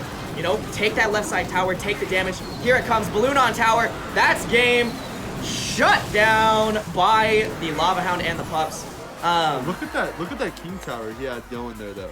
It was scary. I will say it was scary, but those are the trades you have to make to win games. If you would have been able to put something else in there with that raged Lumberjack that dropped in, get some more damage on that King Tower, he could have got that 3 crown. All right, coming into the 3rd matchup. We've got Nova versus Clash Wars. Hey, yo. Rosters on fire. Yo, Clash Wars not playing around. They got Slayer, Bloom, Patriots, Zadian, and Grubby. Those are some big hitters, boys. Some big hitters.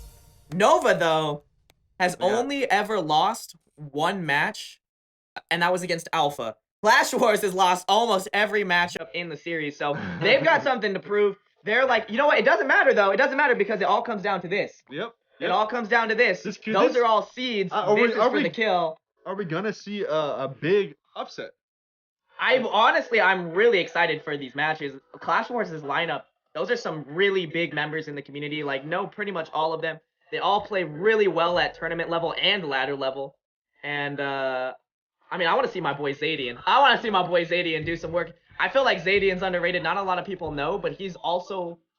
him and Woody are probably the only 2 players to have the golden or the legendary trophy flare on Reddit, and that means they've won so many tournaments that they've sort of, like, league Reddit tournaments that they've earned those trophies. So low-key, guys, if you don't know, be watching out for this Zadian match.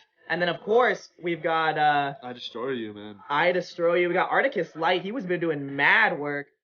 HW actually won his last match that we saw, too, so I'm pretty excited for that, too. What does HW stand for? Homework. That's what I was gonna say. It stands for homework. But I didn't know if homework rules all. Homework is greater than all. I didn't know if he had. I actually have no idea. But I was thinking in my head when I saw HW, I was like, homework. Yo, Anonymous, if you're still here in the chat, tell us what your boy HW's name stand for. We would love to know. And we've got a giveaway going down. Hey, yo, for those that stuck around, the Mob Crush $10 iTunes gift card giveaway. I think they're gonna put that form link in the chat, and then all you gotta do is sign up.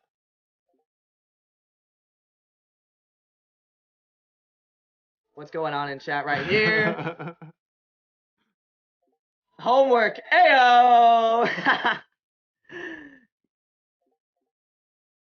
All right, so I mean, I'm really excited to see my boy Slayer play though. Oh, you want to see Slayer play? Slayer always plays those off-meta decks. Oh, here we go, Crucible. All right, Crucible. See Royale League throwing in the gift card. Yo, there's the Mob Crush $10 iTunes gift card giveaway. Fill out that form. All you gotta do is fill it out, and you can get it in. Is your boy Boom gonna be playing his Bowler Expo? You know what? Boom is known for playing that Bowler Expo. He always plays the Bowler Expo. I would not be surprised. I don't know what the bans are yet, so I'll be excited to see those. And it's you know what is kind of upset is the trophy average here. I mean, we know they're the big boys in town when it comes to trophies. They like to show off, and they definitely have a huge trophy gap here. So the decks that we see might be really cool. But I mean, trophies don't mean everything. Trophies tell you that yes, they do have skills that can get to the top of the ladder, but that doesn't mean that they're gonna be the best in tournaments. Exactly, but I love to see they're all these players are gonna be playing against a lot different types of decks, except when they go into tournaments. Sort of everyone has that tournament meta, but on ladder when they normally play, will be sort of lower tournaments. But I love these matchups are really gonna be interesting because now we have the high seed versus low seed matchup. So Nova, that really high seed, Clash Wars, sort of that almost low seed. Like this is like the underdog matches, the grudge matches, the comeback matches. Let's go. Hey, we got Clash Wars in the chat showing love for their fam. We got Nova in the chat showing love for their fam. I love it. Give me more clan love. I need more clan love in my life in the chat. It'll be really cool. It'll be really cool here.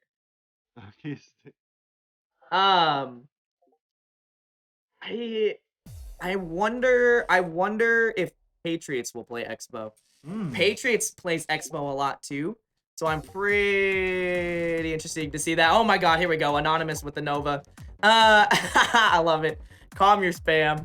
But do you think like the people like Nova players, right? Are they going to be playing their ladder decks because they're really good in ladder? Because a lot of ladder decks are being used in tournament now. Yeah, you know what? That was one thing that we used to talk about, how ladder decks and tournament decks used to be completely different. Ladder decks and tournament decks now are pretty similar. There's only a few sort of key card choices or key differences. You can really play, you know, the decks that you love with a few different tech cards in ladder and in tournament mode. I kind of actually like that because it sort of makes it more of an even playing field, so to speak. It does sort of give an advantage to the people at higher cups because they don't have to switch their deck as much.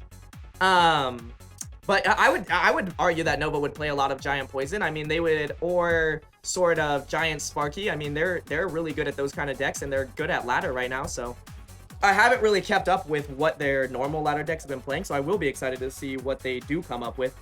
And I will be interested to see if Patriots or Boom play the Expo, especially because, you know, Expo in tournament mode, what? Like, we've seen, I would argue that Expo is stronger than Mortar right now, which we don't normally see. We got the first match going on with Patriots versus... Here we go, Patriots versus Gavog. Let's go. Is Patriots playing that Expo? I don't know. Ooh, look at these bands. Oh, I love it. Zap Giant. Oh, there we go. Great bands. He is playing that Expo. Expo hype! Let's go, Expo hype in the chat. Oh my goodness! The complete counter! He knew exactly what was going on. Oh. That freaking Giant Skeleton, boys. He will take a lot of damage from that Expo. Giant Skeleton would have been such a great counter if he could have played it a second earlier. If he could have got the Expo to target the Giant Skeleton. It's ridiculous. Patriots would have been in trouble, but Patriots was, man, he was on top of that. Just... He was like, Expo right away, boom, let's go. Yeah, and that's really gonna make a huge difference in this match. Govog did get the pump out though, so he is pumping it up. Expo is a high cost card, it is a high cost push. There's no Giant yet. Patriots is playing the Inferno. He chose to keep the Inferno Tower in his deck with no Giant. That feels really weird to me. He puts the Inferno in because people will drop like a mini P.E.K.K.A. or something else to counter the Expo. Okay, but he also dropped Ice Spirit there, so he just wasted an Ice Spirit. That's 6 for 4. Ooh! Lightning! Wow, it only hit 2. It only targeted 2. That was really weird, unless I missed something with the pump there. No, it didn't target the pump. Yeah, that was really weird. Well, he has Four the things Inferno. on The the Inferno's field. gonna melt the giant skeleton. Yeah, so I will say that Inferno, this is the only port that is going to come in handy. The Inferno will take out the giant skeleton. Thank goodness. And Fire Because I would clean up the Goblin Barrel. argue that he wouldn't get value out of it. Oh. He would have played that Ice Spirit off a little bit farther. He could have I stopped think it all would of have that. I stopped know. What a misplay. And now he's going to take some poke damage Yeah, on but that he left-hand can side. literally just lightning this tower. So he doesn't really need to do much about this. Defensive Expo. Defensive Expo. Yeah, he does have the lightning on tower. He's basically saying that I've won the game. Patriots swinging it around. He's saying, yo, defensive Expo, I've won the game. I can lightning tower. All I have to do is chill and defend. And you know what? Defensive Expo with an Inferno Tower. Oh, man, that is so annoying. Even with the giant skeleton. Govog is going to have to get some really weird sort of push here going. Smart to get everything to target the giant skeleton. That is his only tank card. Use the tank card to put in work. Fire Spirit there, clean up the Goblin Barrel again. Fire Spirits really do clean up that Goblin Barrel. And for 2, I love it. I mean, I love the deck that he's playing, the Giant Skeleton Goblin Barrel. I love the concept of it. I know, Govog, he had such an interesting deck, and if he would have played that one play in the beginning, if he would have played the Giant Skeleton faster, he would have shut down the Expo push, and Patriots wouldn't have been in lightning range. But because he didn't, now he's fighting down the whole game. Log! He keeps Patriots shutting it down for so cheap. It's so good. It's literally like just literally being shut down. There's nothing you can do. It's game over. He freaking arrows the crown tower. He gives it up. Patriots just cycling to the log. Didn't even need to. Zap puts it away. What a good game, great Clash control. Wars. He Oh had my great control goodness. that whole match. Yeah, Patriots dominated. He had his stuff down. As soon as he got that Expo off in the beginning, it was over. Now that's one. And you know what? That's a bummer because Govog had the best counter deck to that. He had the Giant Skeleton Goblin Barrel. Like, against Expo is not going to be as effective. That first initial Expo is literally what sealed the game. Exactly. If he would have been able to stop that first initial Expo, it would have been easy. It would have been way easier playing. The only thing he would have had to worry about is the Inferno, and arguably with Musketeer, he could have got around it. Yo, we have the winner of the giveaway, Astro Mist 18, won the iTunes giveaway. Give me that hype in the chat. Royale League will at you, get back to you, and give you that $10 gift card in iTunes. Shout out to our lovers at Mob Crush and Free My Apps for sponsoring. Yo, right into the next match. We got Boom versus Homework. I'm just going to call him Homework from now on. I love it. We won a game. Clash Wars hype. Oh, my God. Act like you've won before, boys. Boom with the... All right, here we go. Double Expo, and he does nothing to counter. And the Inferno. The Inferno to shut down the Lava Hound. Yo, it's crazy that Clash Wars is opting to play the Inferno without the Giant, and it's been the best move for them. Like, you would think, oh, Giant's not here. I can sort of play more aggressive. I don't need the Inferno in my deck. Both of Clash Wars players said, nope. Even with Giant Band, we're going to play that Inferno, and it has put in work. He saw the Lava Hound come down. He's like, oh, Expo, okay. Well, he saw the Expo come down first. Expo was the first card, and then the Lava Hound as a play. I think that was almost a mistake. He should have played Lava Hound on the Expo. Ooh, if he would have fireballed those Barbarians instead of going for that Elixir Pump right away, he probably could have got the mini pack on the tower. Yo, here we go. I was going to say he has to have another counter. If he opted to fireball the Elixir Pump, it's because he doesn't want to fall behind, and he has an answer to those barbs. His answer was Bowler. That's a great answer. Now he's going to go for the Expo. He'll have an Expo Bowler combo coming in here. Boom. Known for the Expo Bowler. Known for making it work. I love it. I love it. I love it.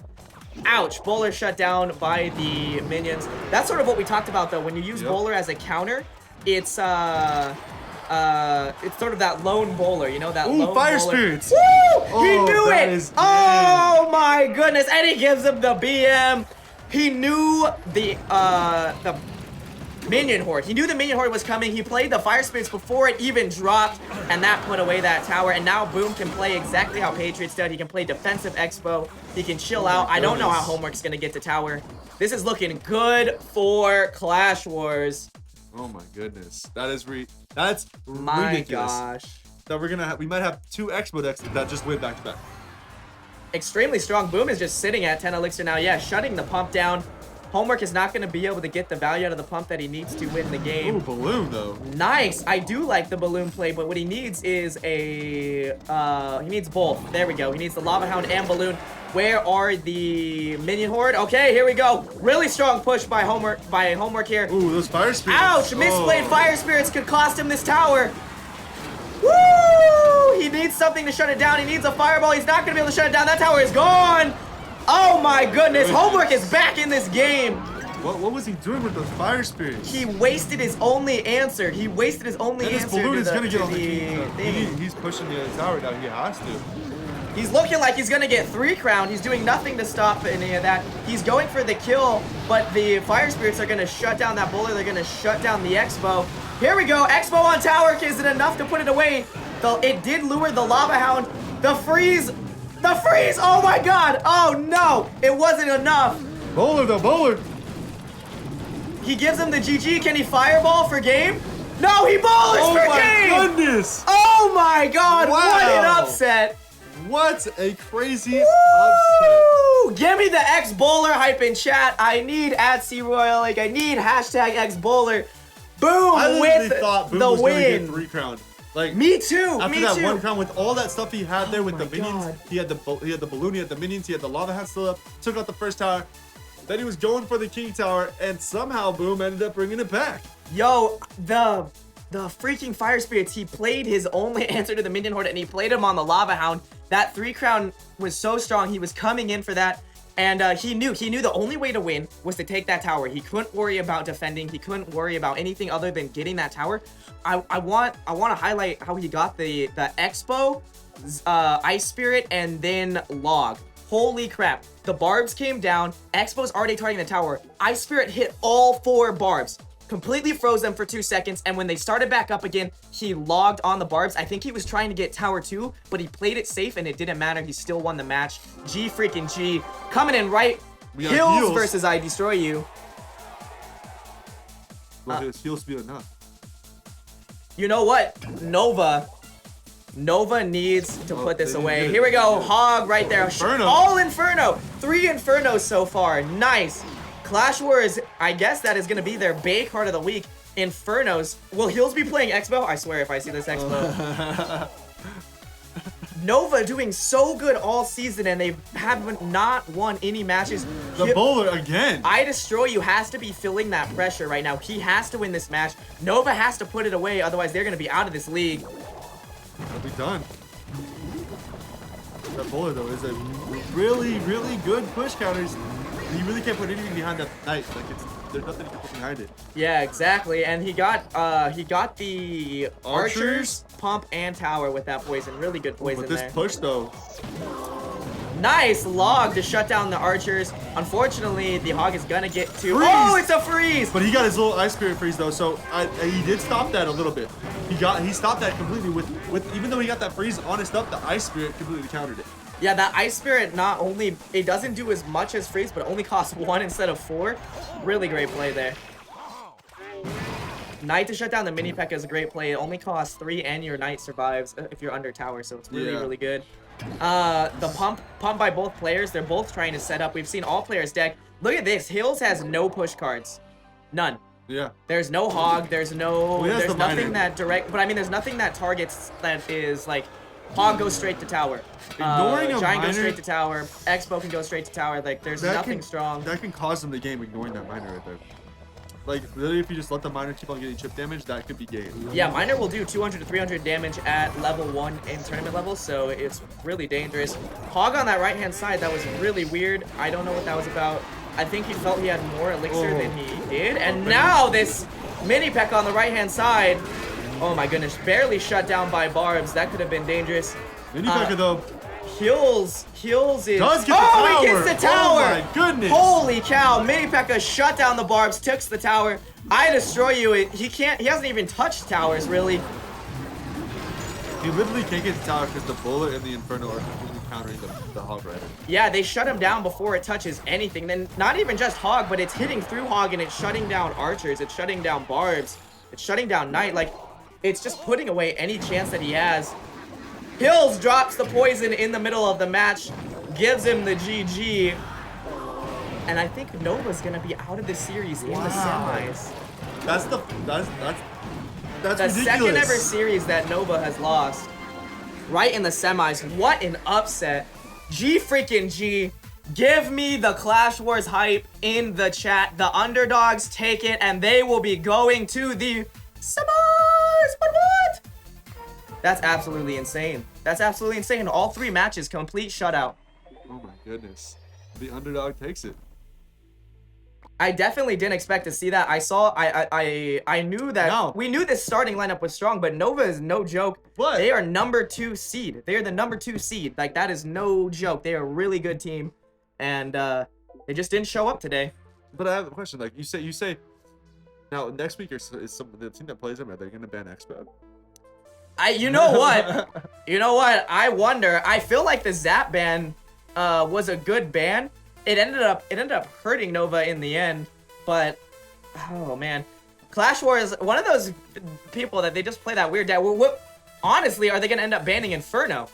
Because not everyone played Expo, but every single Clash Wars player has played Inferno. That was ridiculous. That they just sweep them. They swept them up with a 3-0 right out of the gate. Absolutely insane. Here we go. My boy Zayden, I wanted to watch him play versus Arcticus Light. Both really good players. Gives him the good luck. I love it. Where's the thumbs up? Where's the thumbs up, Zayden? Savage. Minor Ice Spirit. Starting off with a strong push. Not sure why. Maybe he needs the cycle. I feel like maybe he needs the cycle so he gets rid of the cards. Try to get some poke damage. But now he's going to have to worry about that princess. Fire spirits. Huh? Oh, okay. Fire spirits are actually really good against the prince. They'll stop him for a second and do some damage. Unfortunately, yeah, you're gonna need something else to really take it down. So he does counter 5 for 5. Unfortunately, he puts the hog in front. Oh, we're seeing the double prince deck. This should be interesting. Hog. I've been wanting to see this. Double prince deck making a comeback, especially with the P.E.K.K.A. It's actually really strong against a lot of different types of decks, especially against this hog deck where you've got a lot of troops. Unfortunately, the troops he has are sort of elimination troops. Some stuff like Fire Spirits, Ice Spirit, where they distract the troop and then go away, so they won't be as effective as something against like the goblins per se. Here we go. He's gonna drop the hog rider as well. Oh, here we go. So he got the hog behind this time at least. That prince is gonna shut down the hog. Hog will get 1 hit off though. Now if he can get the other prince in there, this could be deadly. No, not gonna have enough time. There we go. See that? Stops the prince in its tracks. Dark Prince coming in as well. Yo, this is a pretty strong push here. Woo! Prince gets a hit off on tower. Unfortunately, it doesn't get its double charge hit. No, it's not going to get much hit. No, it's not going to get to tower. Those guards are so good. Even on Dark Prince, as long as you surround him. The only time they have trouble is if you put him right in front. So if you drop the guards right in front of Dark Prince, it's going to hit them all. But if you surround him, one takes forever. Card? P.E.K.K.A. Because if it is, this could be bad. Oh no, it's Inferno. His last card was the Inferno. In fact, this is the only time we've seen Clash Wars not play an Inferno Tower. Or at least we haven't seen it yet. He does have 1 card left. Mini P.E.K.K.A. in the back. The Inferno's already out, so he's not really worried. Miner there. I don't know what the Miner was about. I think it was distract, but then he played it a little bit early. Mini P.E.K.K.A. just wrecked the Dark Prince. Inferno coming in. Here we go. Yeah, he does have the Inferno. His last card is the Inferno. That is 4 Clash Wars players playing the Inferno Tower. He's going to shut down that Prince, shut down the Ice Wizard. And now he's looking for the kill. Zayden coming in with the hog. He does get a hit off. Can he get 2? Two hits off on tower. Really strong played. Mini P.E.K.K.A. will deal with that knight, or the prince accordingly. And now Prince's charge is going to go for the Inferno Tower. No, shut down by the Fire Spirits. I love it. Keeping that Inferno Tower alive for maximum damage. Arcticus Light doing a really good job at stopping the miner, though. If Zayden was able to get more value out of that miner, he would have had game a long time ago. I love Fire Spirit Prince pushes. Like, they're so strong. If only Arcticus could get his double Prince to tower. If he could get his double Prince to tower, that tower will be butter. Zayden is such a strong opponent, though, when it comes to countering. He splits them up correctly. He gets the value out of his log pushes. He gets the value out of his Inferno. It's really cool. He always gets the value out of his Fire Spirits. And, yeah, he had to play that tower. I'm surprised that other Fire Spirits didn't turn around. You know what? The targeting in this game is really weird sometimes. Hog is going to not put it away. Wow. Shut down at the last second. I thought he would have got a second hit off, but here's the miner. And now all he needs to do is nothing. Miner puts it away. Wow. That's 4-0. Wow. 4-0 for Clash Wars. Zadian taking it away against Articus Light. Articus just couldn't get to tower. The double Prince push is so strong. You get when they're charging, you get the double damage off. So if he could have got those to tower, it would have been absolutely destructive. That seems to be my word of the day. Hashtag bag, hashtag destructive. Get me. Let's go. Clash Wars decided to bring it though. They brought it today. They're like, yeah, we might have been pretty bad in the last. No, well, look at this lineup. They were not screwing around. They came in it to win it, and they have been putting every game away. We're gonna get Mini Minter versus Nova. Yo, Mini Minter also really strong tournament player. He's like Zadian. A lot of people don't know about him, but he is super good at tournament level. I feel like a lot of them aren't high trophy pushers. They're working on it, and I noticed that Zadian and Mini Minter have been pushing a lot higher recently, but they come from like that tournament level standard where they didn't really push their cards up, so they're used to playing down at tournament level. When they go into tournament level, they destroy it. What is Mini gonna be playing though? Is he gonna be playing his staple, what he's known for? What I've known to him playing all the time is his trifecta deck, or is he gonna play something different? I'm not sure. I mean, he can totally play it here. The Hog is open. He's got Inferno as a choice. Hey, there we go. Valkyrie coming out. It's already looking like that, and he stops the. But he can't use Zap though. This is gonna make a difference though. I mean, it's gonna depend. What is Nova's really strong counter card? Does Nova have something strong to counter? Nova played the Fire Spirits a little bit early there. Really strong push coming in here on the right hand side. Nice. I love the Log. Log is a great option. He shuts down that Hog for one push, and now he's got a really strong mini push coming in. Mini P.E.K.K.A. minion, super annoying to deal with. That. The poison will stop it all. Nice poison. If Nova had a pump, now would be the time to play it. Mini needs to pump again as well. His deck is low cost. It's really low cost. The counters could be good. There's the second pump. Nova doesn't look like Nova has the pump. I wonder what his last two cards are. They gotta be bigger cards. Is it a P.E.K.K.A? Is it a Boon? Ooh. Minion Horde. Okay, nice. So the Minion Horde comes out. And then a lot of them get to tower. Even with that poison there, they're gonna get a lot of damage on tower. Wow. Woo! Well played by Nova, getting 1,000 damage off on that tower. We got the Hog Rider put behind the Valkyrie coming up here, or is he just gonna wait it off? He's got a lot of elixir, but no, he's gonna step back up. So he takes his time to set his pushes up, to put the pump in, and come back for the game. The Musketeer will take care of that mini P.E.K.K.A. Poison Fire Spirits. He probably would have taken care of. I don't know if that was. Yeah, I don't know about the poison there, but he did take care of the pump. So the poison shuts down the pump. Now Miniman is gonna have a harder time getting to tower. He doesn't have a counter for this. This Hog Valkyrie push, and look at it. 4 hits off on the Hog, 5 hits off on that Valkyrie is gonna put him at 2,000 damage. The only thing I can see here is if Mini can get a push with the Hog Rider poison, he literally can take a tower with the Valkyrie as well. But he's saving his poison for the Minion Horde. He has to. Yeah, and because it's his only counter, but he just got the best value I've seen of his poison there. Okay, I wasn't sure what that was. He didn't play Miner. He didn't play anything to cover the Minion Horde. He had a sneak Mini P.E.K.K.A. underneath. I did not see the Mini P.E.K.K.A., but Mini Minter was ready for it. Not only did he poison the Horde, he played Valk for the Mini P.E.K.K.A. and he got it. Nova throws out the good game. Mini knows that he has it. There's nothing to stop this really beefy push here. And that is G freaking G with 15 seconds left. Actually, arguably, Nova could have came back. Oh, there's the Inferno. The last card was the Inferno Tower. I was going to say, arguably, Nova could put this into overtime, but it's not going to matter. That Inferno Tower is going to distract anything. And Clash Wars with the clean sweep. Clean sweep. 5-0. Absolutely dominating. Yo, we have another giveaway going on right now. Mob Crush t-shirt giveaway. Ayo, see Royale League. We'll post that link for you in the chat. Go ahead and all you gotta do is sign up, and then you can win yourselves a baller t-shirt.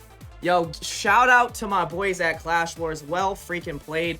Really strong match against Nova.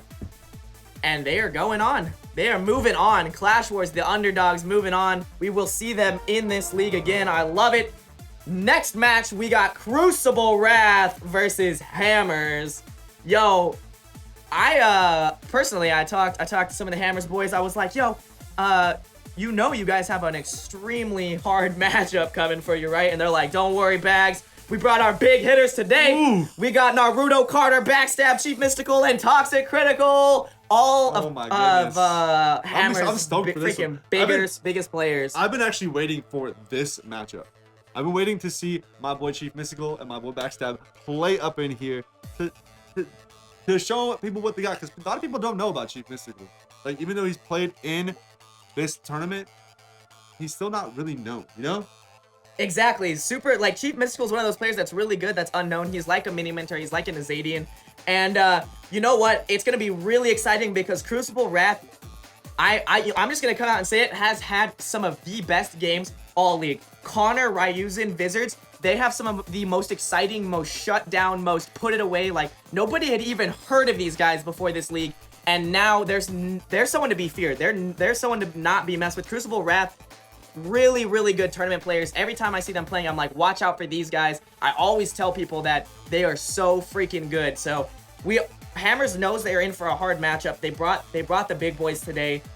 Crucible Wrath is like, we're all big boys. So let's see these matches go down. I'm really excited. We're gonna have Connor versus Backstab as the first match. Ooh. Coming in hot. Two of the best players from two of both their clans. So I am so hyped. Let's get it going. And the bands are Giant Hug.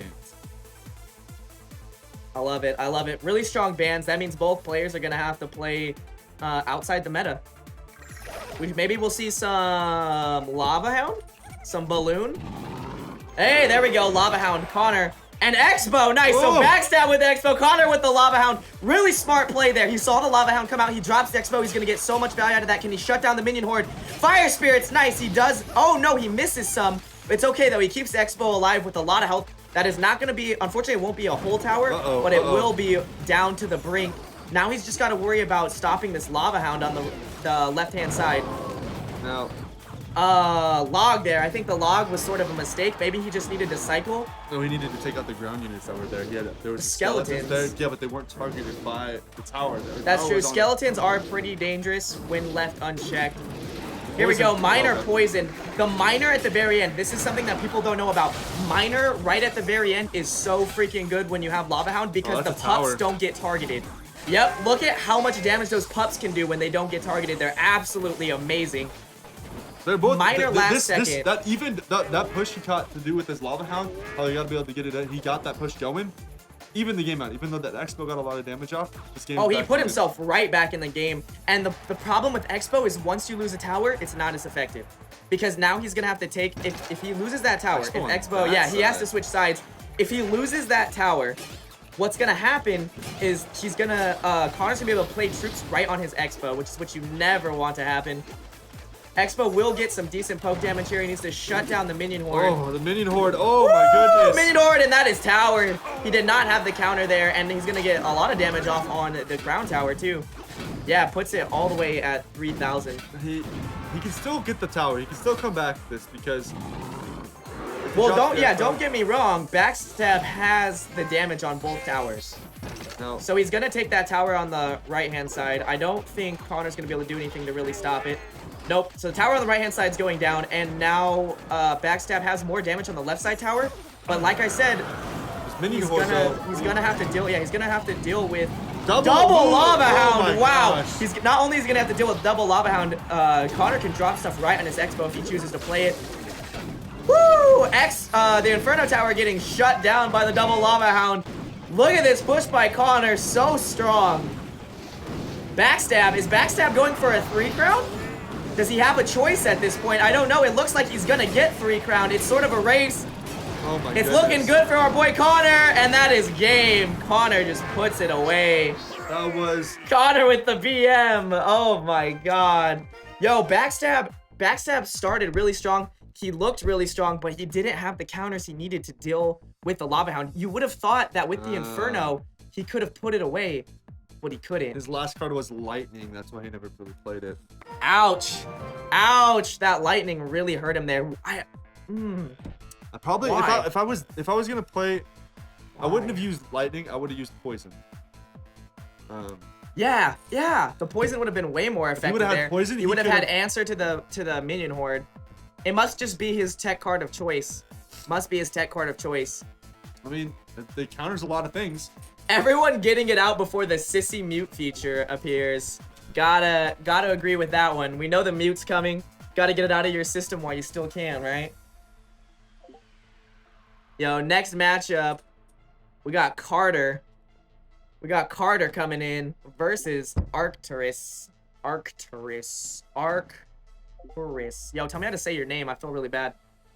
Arctu. I don't know. But it's going to be really exciting. That gives us 1 win for Crucible Wrath. We already knew Crucible was going to come in like a bunch of ballers. Hammers is going to have to step their game up if they want to stay in this league. See what happens. I mean, we already seen one upset. Exactly. That's big true. one. We saw a huge upset with the Clash Wars 5-0 sweep against Nova. And Hammers has got some really strong players here. Give us that hype. Let's go. We need more. We don't have enough hype for the clans. I need the Hammer hype. Hashtag Hammer time. I need the Crucible Wrath. Hashtag crew. Give it to us in the chat. Show us that love. Show us love. We don't have enough. I mean, upsets are great. They're awesome to see.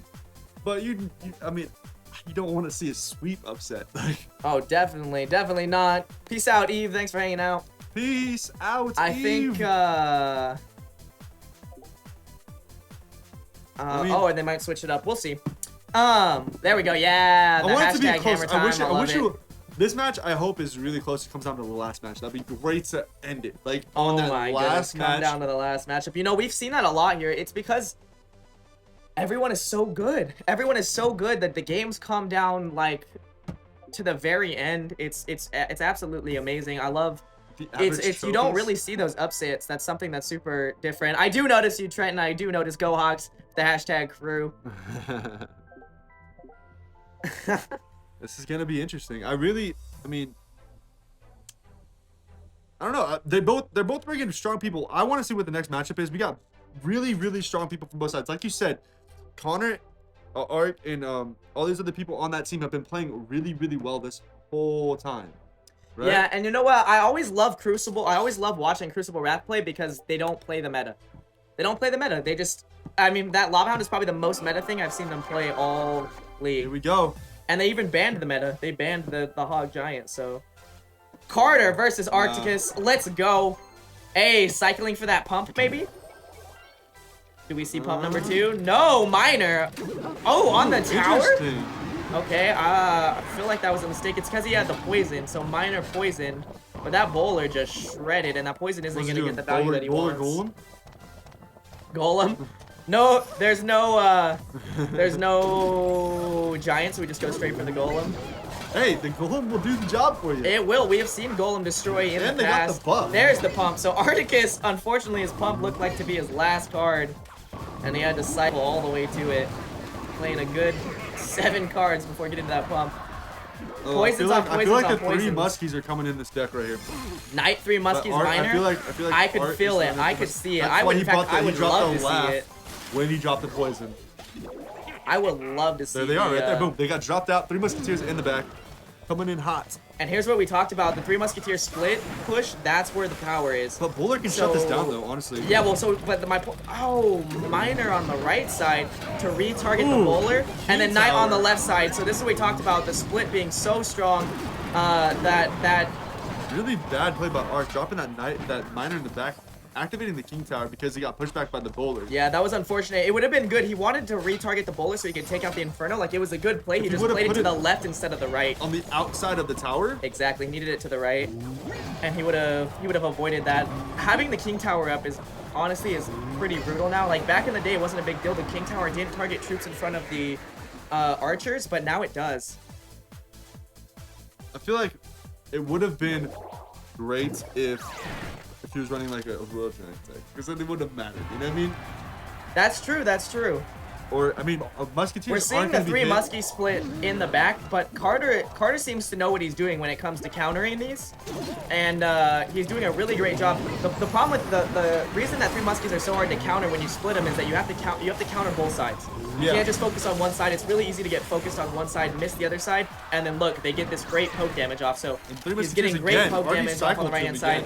The coolest thing about three muskies is they're also strong as a counter card, so he can use the musketeer to counter the miner back there, and then he can use the musketeer to attack at the same time. And he's gonna do it, and he's gonna get tower damage off. Wow, lots of tower damage. Could it be a whole tower? No, shut down at the last second by the miner. He can just poison it, really, honestly. He can just poison the rest of the way, just defend. Well, the problem with three muskies is you don't really have as strong of a defense. So, like, three muskies at defense is pretty brutal. This game is going into overtime. He's going to do what you said to do. He's going for the poison for game. Carter needs to come back. He's not going to be able to do it. And there it goes. Wow. Articus with that comeback. That's why we said you don't poison pumps right away. Yeah, you always wait. You always wait. You figure out what they're playing first. I mean, if you have to sit there and drop and defend and then do your own push while they have the pump out, or push on their pump would be better actually. Push to the side their pump's at. Drop your poison on it when you're doing your push. Don't just drop a free poison out there. Yeah, and then you'll get max value out of that poison. Yo, now we are 2-0 Crucible. That looked both times with both Backstab and Carter, they came out winning. They came out, you know, making good plays in the lead, and then Crucible Wrath with the comebacks, man. Crucible Wrath with the, yo, we don't care. It could be 1 minute left. It could be 15 seconds left. We're gonna come back and put this away. Yep. It's absolutely crazy to see a team do that. Yo, we had For the Reaper win the Mob Crush t-shirt giveaway. Ayo, For the Reaper. Let's go, get it.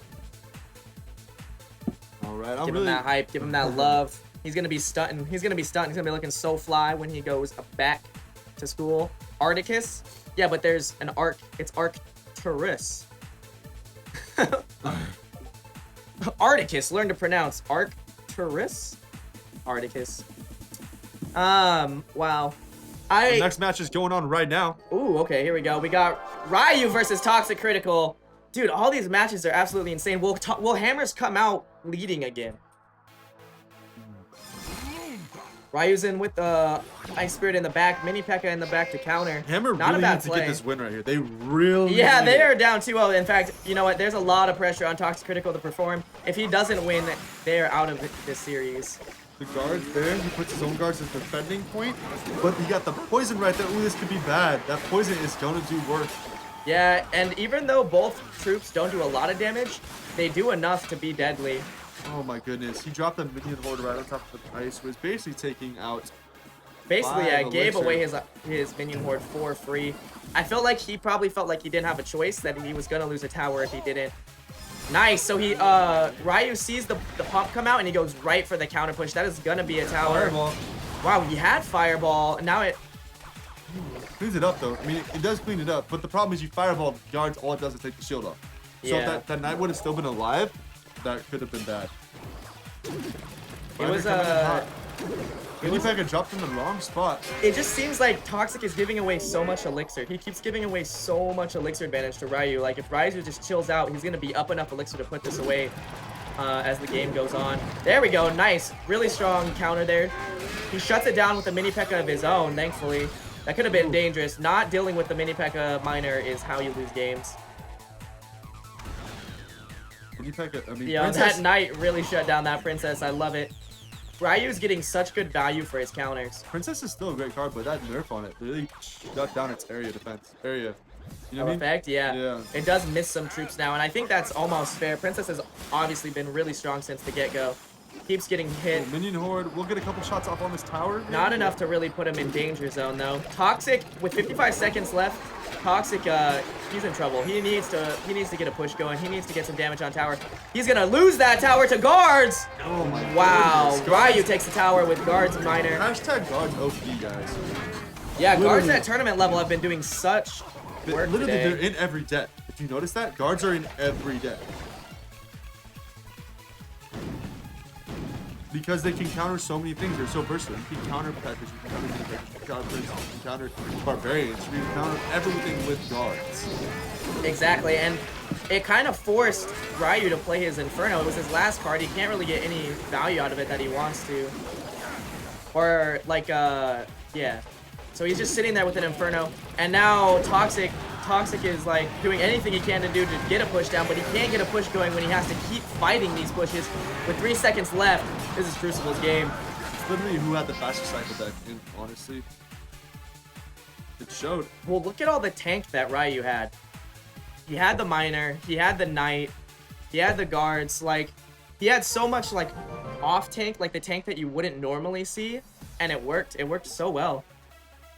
He had the Knight, that you're saying, yeah. But the problem is... Because he couldn't have Toxic Giant, only had Miner and Mini P.E.K.K.A as, like, a tank cards. You know, he had the guards as well. But he had the Miner, Mini P.E.K.K.A, Knight, guards, Ice Wizard, which is also could be tanky a little bit, you know? And then you have the Ice Spirit, which can do a lot of work to a guard or a Mini P.E.K.K.A by stopping them from doing anything. And then, like, I just feel like that deck was ridiculous. Like, it was ridiculous. Like, how fast he could cycle through things. Because he always had a tank down because it's only 3 elixirs, you know? Exactly, and he definitely could have put up more of a fight if he chose some different choices. Like, some different card choices there could have made the game a lot more to his favor. But up next, we're going to have Alvi versus Naruto. I'll be excited to see that match going. I'll always love Naruto playing. Naruto is a monster. And Alvi has put away every match so far in this league, so... Really? Yeah, every match so far. Alvi low-key, man. Destroying. And it's funny because we always mention, like, Ryu. We always mention Connor. We mentioned Wizards a couple times. He didn't come into a little bit later because Crucible Rats just have such good players. But we always... I feel bad because we always leave Alvi out, but he's a monster, too. Our boys just choke. Oh, the hammers. Yeah, this means that Crucible will be going on. They will be moving on to next week. And we're going to have some crazy matches next week. I'm really hyped for that. Here we go. Naruto versus Alvi. Yay, the thumbs. The only 2 clans with sportsmanship. Wrecked. Alright, pumping it up. You know what? We saw no pump bans today. That's you know, true. pump is used in almost every deck. Tournament and ladder right now. Even being nerfed time and time again, it's still a good card. I wouldn't be surprised to see the pump ban and sort of just, I mean, let people play everything that they want, but shut down the sort of advantageous pushes you get with that. Here comes the bowler. Yeah, that 3 Musketeers split push. I'll be playing the 3 Muskies, yo. Bay Muskies, let's go. Inferno? The Inferno actually will shut down those Musketeers. They won't be able to get the tower. He didn't even need the Mini P.E.K.K.A there, but I mean, solid choice. If he could have got that Mini P.E.K.K.A to tower, it would have been devastating. He has to drop the skeletons because they would have got 1 hit. Bowler coming down the right-hand side. Oh, Miner to retarget. Nice. So unfortunately the Miner doesn't like retarget for the Bowler, but because he played Knight anyways, it ended up being a good trade. He got a lot of poke damage out of that Miner. Not going to get the same poke damage out of the Knight, especially when it's shut down by Bowler at the last second. Naruto is looking good in this game. He needs to play another pump and get back in it. Also, Naruto not playing any pushes either, just Poison Bowler.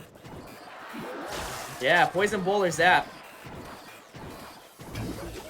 I've seen this deck a few times where it's just Miner Bowler. It's basically a Giant Poison deck without the Giant. They're like, oh, Giant's banned? Whatever. Don't even need it.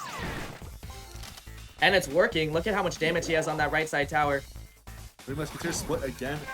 You know, the thing about 3 Muskies, though, is they're so versatile. They cost 9, but you can play them in so many different ways. Alvi can easily change up how he's playing the 3 Muskies to get more value than he's been getting. He's getting shut down with the 3 Muskies, though. Like, he's not getting any damage on the towers, which is... Yeah, that's what I'm saying. He's not doing what he needs to do to get to tower. The good thing is, though, he can switch that up. He can change up how he's playing 3 Muskies, and he can make them count. Honestly, he needs to at this point. It's 42 seconds left. He's down a lot of damage on that right side tower. Hammer's looking good for pick up their first win here. He drops 3 Muskies back a little bit lower this time. Did he try to get something in front of him? Princess, yeah, I was almost expecting him to get something in front of them, but he chose not to. This poison's gonna be so much value right here if he drops it. Ouch! The fire spirits. yeah, the fire spirit shut down the. He shut down everything in that push right there. Naruto is so good at countering. Look how much value he's getting. 8 seconds left. Inferno coming in. Oh, Zap was the last card. Okay. Musketeer finally on the tower though. Yeah, look at the poke damage, and with the Musketeer. Brings him a little bit back into the game. Yo, all he's got to do is, there we go, keep playing the 3 Muskies as the counter to Miner. He played that the first time. It sort of makes that split push really weird, especially when Naruto was really playing the poison to do damage, and now he can get a lot of damage off on one of the towers. Ouch! The princess is always too late on the fire spirits. It's so unfortunate that the princess is always too late on the fire spirits and then shuts down the minion ward. Attack. Here we go. He gets the lure with the knight. Great lure, and that means that he's only gonna get poison damage. Miner's gonna get 1 hit on tower. I'm gonna say let the mini P.E.K.K.A get to tower. Let it do some damage. It's fine. Get ready to win the game. Making him split his damage on both towers, which is really unfortunate. Well, I mean, you almost have to. Musketeers is one of those things that you don't have a choice. Ouch! He miscalls the Miner, and that's gonna be game. Ooh. Yo, Hammer's picking up their first win in Naruto. Alvi was playing really good, though. He just kept pulling away that Miner. He's like, it's fine, you know. I've got a lot of damage, but I can keep coming back if I keep slow rolling the 3 Muskies, if I keep getting the poke damage. The problem is he has to call that Miner push every time. He has to call it, and he has to call it on the right side. And he missed that call. Really good play by Naruto, and it won him the game. Cloud Geo. Yeah, Cloud Gaming already played. They won versus Elite Gaming. Yeah, that Naruto hype. Too little, too late for Alvi. Totally agreed. Yo, we're gonna have... You know what this means, right? This means we're gonna have Wizards versus Chief Mystical. Let's get it. Oh, snap. Oh, snap. That's gonna be crazy. But yeah, for those that missed it, we have Alpha Clout, Clash Wars, and Crucibles in the semifinals next Saturday. It is gonna be crazy lit. This should be good. And this next matchup, yo. I'm looking forward to this one. Like I said, I want my boy Chief Mystical. See what he can pull out. Stickbug rooting for Hammers. Ayo. Wizards is such a good player, though. He's won both his last 2 matches. Wizards won both of them. And by, you know what, they've been close matches. Wizards always has close matches, so I wonder if we'll get to see another close match, another clincher to close it off. I also wonder what decks they're playing. Are they, because they both like, they already know that Crucible's advancing, so it kind of gives you a little leeway on what you're gonna play. Pride match here for Hammers. Yeah, they actually Hammers, they didn't get shut out. They already won 1. So if they win this one, they proved that like it would have been really close if they didn't lose like the first 3, even though they lost those 3. If the 2 wins are Naruto and Chief Mystical, they easily could have happened in a different order, you know? We could have easily seen Hammers 2-0 and then Crucible come back for the 3. Chief is OP. Chief is hella OP. Who is on semifinals? We've got Alpha, Cloud, Clash Wars, and Crucible, boys. Going on. Moving on. Huge upset with Clash Wars over Nova. 5-0 match. Absolutely insane matches. I'll be really excited to see those put up on YouTube. It'll be absolutely crazy to watch those again. Also, look at the trophy average. Both the trophy average are really close. Pretty close, man. Only 100 difference. And I feel like, I mean, this game, if this was the 3rd and final match, like it'd been so great to see this is the last match to see who wins it, you know? Exactly. That was so awesome. But it's not, but it's still gonna be a hype match because, you know, we're always hype up in here. We always get that hype going. You know it. Spoiled! I didn't give away anything, Trenton. I only told you what already happened. What already happened. Oh, gotcha. Yeah, me too. I'm excited. These are 2 really good players, and they always have close matches. I mean, all the Crucible's matches, man. I swear they're always really close. So always super hyped to watch them. And Hammers, dude. Hammers, that lineup, man. That lineup. Every time I look at it, I'm like, those are all big community members. Clash Wars wants to see that vid. Everyone wants to see that vid. We're all gonna go watch it. Instant rewatch. Instant VOD rewatch. As soon as it's done. Yo, this will be the clincher. This is the last match of the day. This is gonna be absolutely on fire. I'm gonna give this last match everything I've got. It's gonna be crazy. I want to see what they're playing. Like, that's literally, I want to see if they're gonna play some interesting stuff. Yeah, being the last matches and the last decks. Can't wait till next season. Oh my goodness, I know. Have you guys been checking out that sneak peek band draft simulator? What? It's gonna make things absolutely insane. I love how, well, I don't want to really give away too much, but I do want to say that it sort of brings back fond memories of when I first started playing, when no one really knew what was good and everyone was like, oh, like, what if we tried this with that and this with that? You know, when you're limited on your card choices and you're really forced to build new things, that's when the best players excel. That's when we saw people like Pompeo and Justin really shine, and when no one knew what was going on and they're like, it doesn't matter what I'm given, I'm gonna play, and I'm gonna play with really good synergy. So I'm excited to see a lot of those players shine when that comes out, guys. Oh my goodness. Gonna be crazy.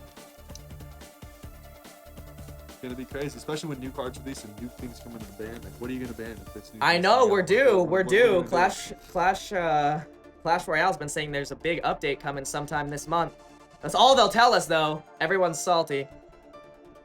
But big update coming this month. So we'll see if they're gonna release new cards and new tournament stuff. I don't know. Either way, it's gonna be exciting. No matter what they do, it's gonna be exciting. They always release so much at once, you know. It's always like 6 cards at once, or like, you know, complete new tournament system. Like, no matter what it is, it's gonna be big, and they said it's gonna be big, which for me means like, oh, it's even gonna be bigger than we're used to.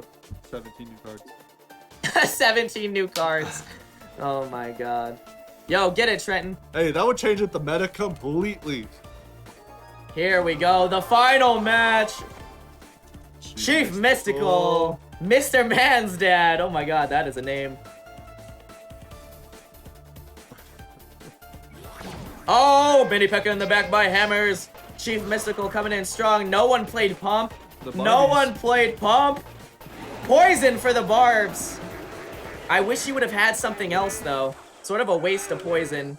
Yeah, because he already had the Mini Pekka, right? Like, yeah, the Mini Pekka was already going to put things down. Oh my goodness, Balloon Miner coming in. There we go, he had the minions. You know what, Minions making a comeback. I haven't seen them a lot, but now I do, and Boone is going to get 1 hit. Almost 2 hits. Minions, they'll get a little bit of damage in there. You know how strong Boone would be if it was a little bit faster? I swear, if it was a little bit faster, that card would be overpowered. Princess coming in here is going to get some poke damage. Chief Mystical finally playing that pump. Counter Princess there just barely misses the Princess's range. Old Princess would have actually hit that. That would have been dangerous. Every time I see level 1 Princess, I always want to just zap it. Yeah, too bad it doesn't deal with it. I know. It's unfortunate. But that's just like how my mind thinks. You're like, oh, I gotta get rid of that. Great fireball there. He hit the Mini Pekka, he got the tower, and he got the pumps. He's gonna shut it down. Now, unfortunately, he's dealing with poke damage on the right-hand side. Oh my god, is he gonna let the Mini Pekka on the left-hand side? He is! It's gonna get a hit! Woo! Mini Pekka on the left-hand side gets a hit. That's a lot of damage. People yeah, this game is already looking like it's going into overtime. Chief Mystical is looking like he's going to sort of take that tower, and Mr. Man's dad is looking like it too. Watch Chief Mystical's last card be the Inferno. Will we see it? I don't know. We know Chief Mystical has the minions, so he does have something to deal with the Lava Hound and the Minions Princess combo. Chief Mystical sitting at 10 there it is. Oh, there it is, the Inferno. The Barbs coming in hot. There we go. Much better poison there. Getting Barbs onto the Inferno. Getting the Lava Hound. Miner Zap. Great damage from that Miner Zap. Is going to shut down the Inferno. That means this is going to tower. Mini Pekka shuts down those Barbs. Can he get the minions to retarget? He does. He gets the minions to retarget. That means the pumps are going to get a lot of damage on tower. Can they take the tower? No. Shut down by the Princess. Miner poison over there on the right-hand side.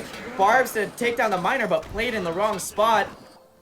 The Barbs played Barbs right into poison. That's unfortunate. And now Chief Mystical is getting damage on the left-hand side with that Princess. Oh my goodness, Princess. Fireball. Woo! Fireball Miner. Oh, Barbs shut down at the last second. He only needed 1 hit from those Barbs. The Princess. Take that tower. Oh, Princess shut down at the last second. Great counter push here. Playing those barbs into poison every time. I don't know how I feel about that. Looking like a tower for Chief Mystical. All Mr. Yep, and then Zap. No, but he still come back, right? Exactly, so we're going into overtime. But This is where Chief Mystical is ahead. Yes. So this is where Chief Mystical did it better. He got the damage he needed on that left side tower, and he's going into overtime at 1,000 damage Well, I would difference. minor that Princess right there. Because he killed the tower. Shut it down really fast. He's got the mini P.E.K.K.A coming in. That's a weird Inferno, really far up. Really, really close. Yeah, I would have almost tried to lure that Lava Hound to the Crown Tower. I think he wanted to be able to get the Princess in the back to pick up the Lava Puffs. That makes sense. That makes sense. It was doing this work. Balloon. Balloon's gonna get on that tower. No, shut down by the Zap before it can touch it. Well played. That balloon on tower would have been devastating and definitely would have put Mr. back in the game. Miner on tower. Does he have anything else to push? No, just Miner poison. And even though it's shut down by barbs, he had to put barbs into the poison.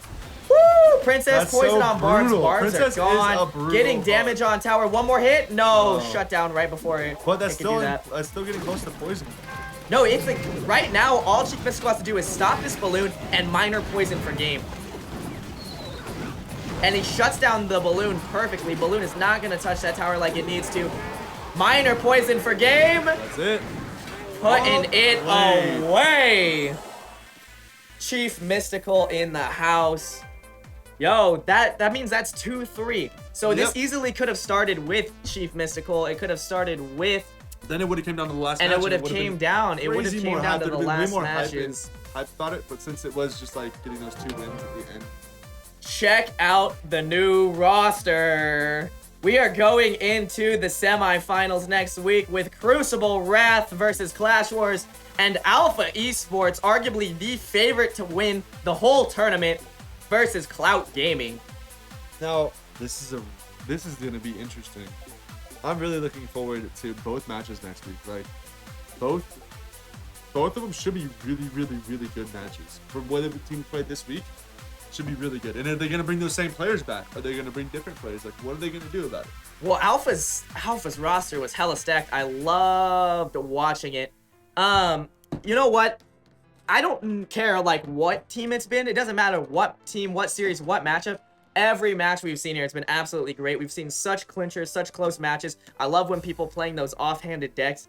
And I know that these finals are going to be absolutely insane. Both Clash Wars and Crucible known for playing off-meta decks. Those are going to be some of the weirdest matchups. Clout is such a strong clan, and going up against arguably the strongest clan in the league, like, that's either going to be a complete domination, or it's going to be, like, clinchers. Like it's, oh man, this is going to be absolutely crazy. I'm super excited for that.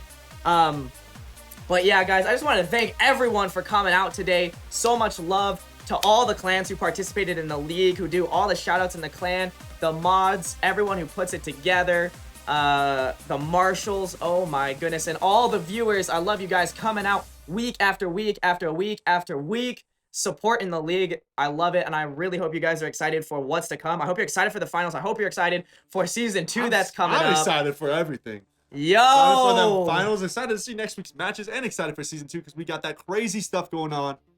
Crazy new stuff. It's gonna be lit. And yeah, so just super thanks to everyone. With that, we're gonna move over to a commercial, and then we're gonna give you another preview at season 2, so stick around.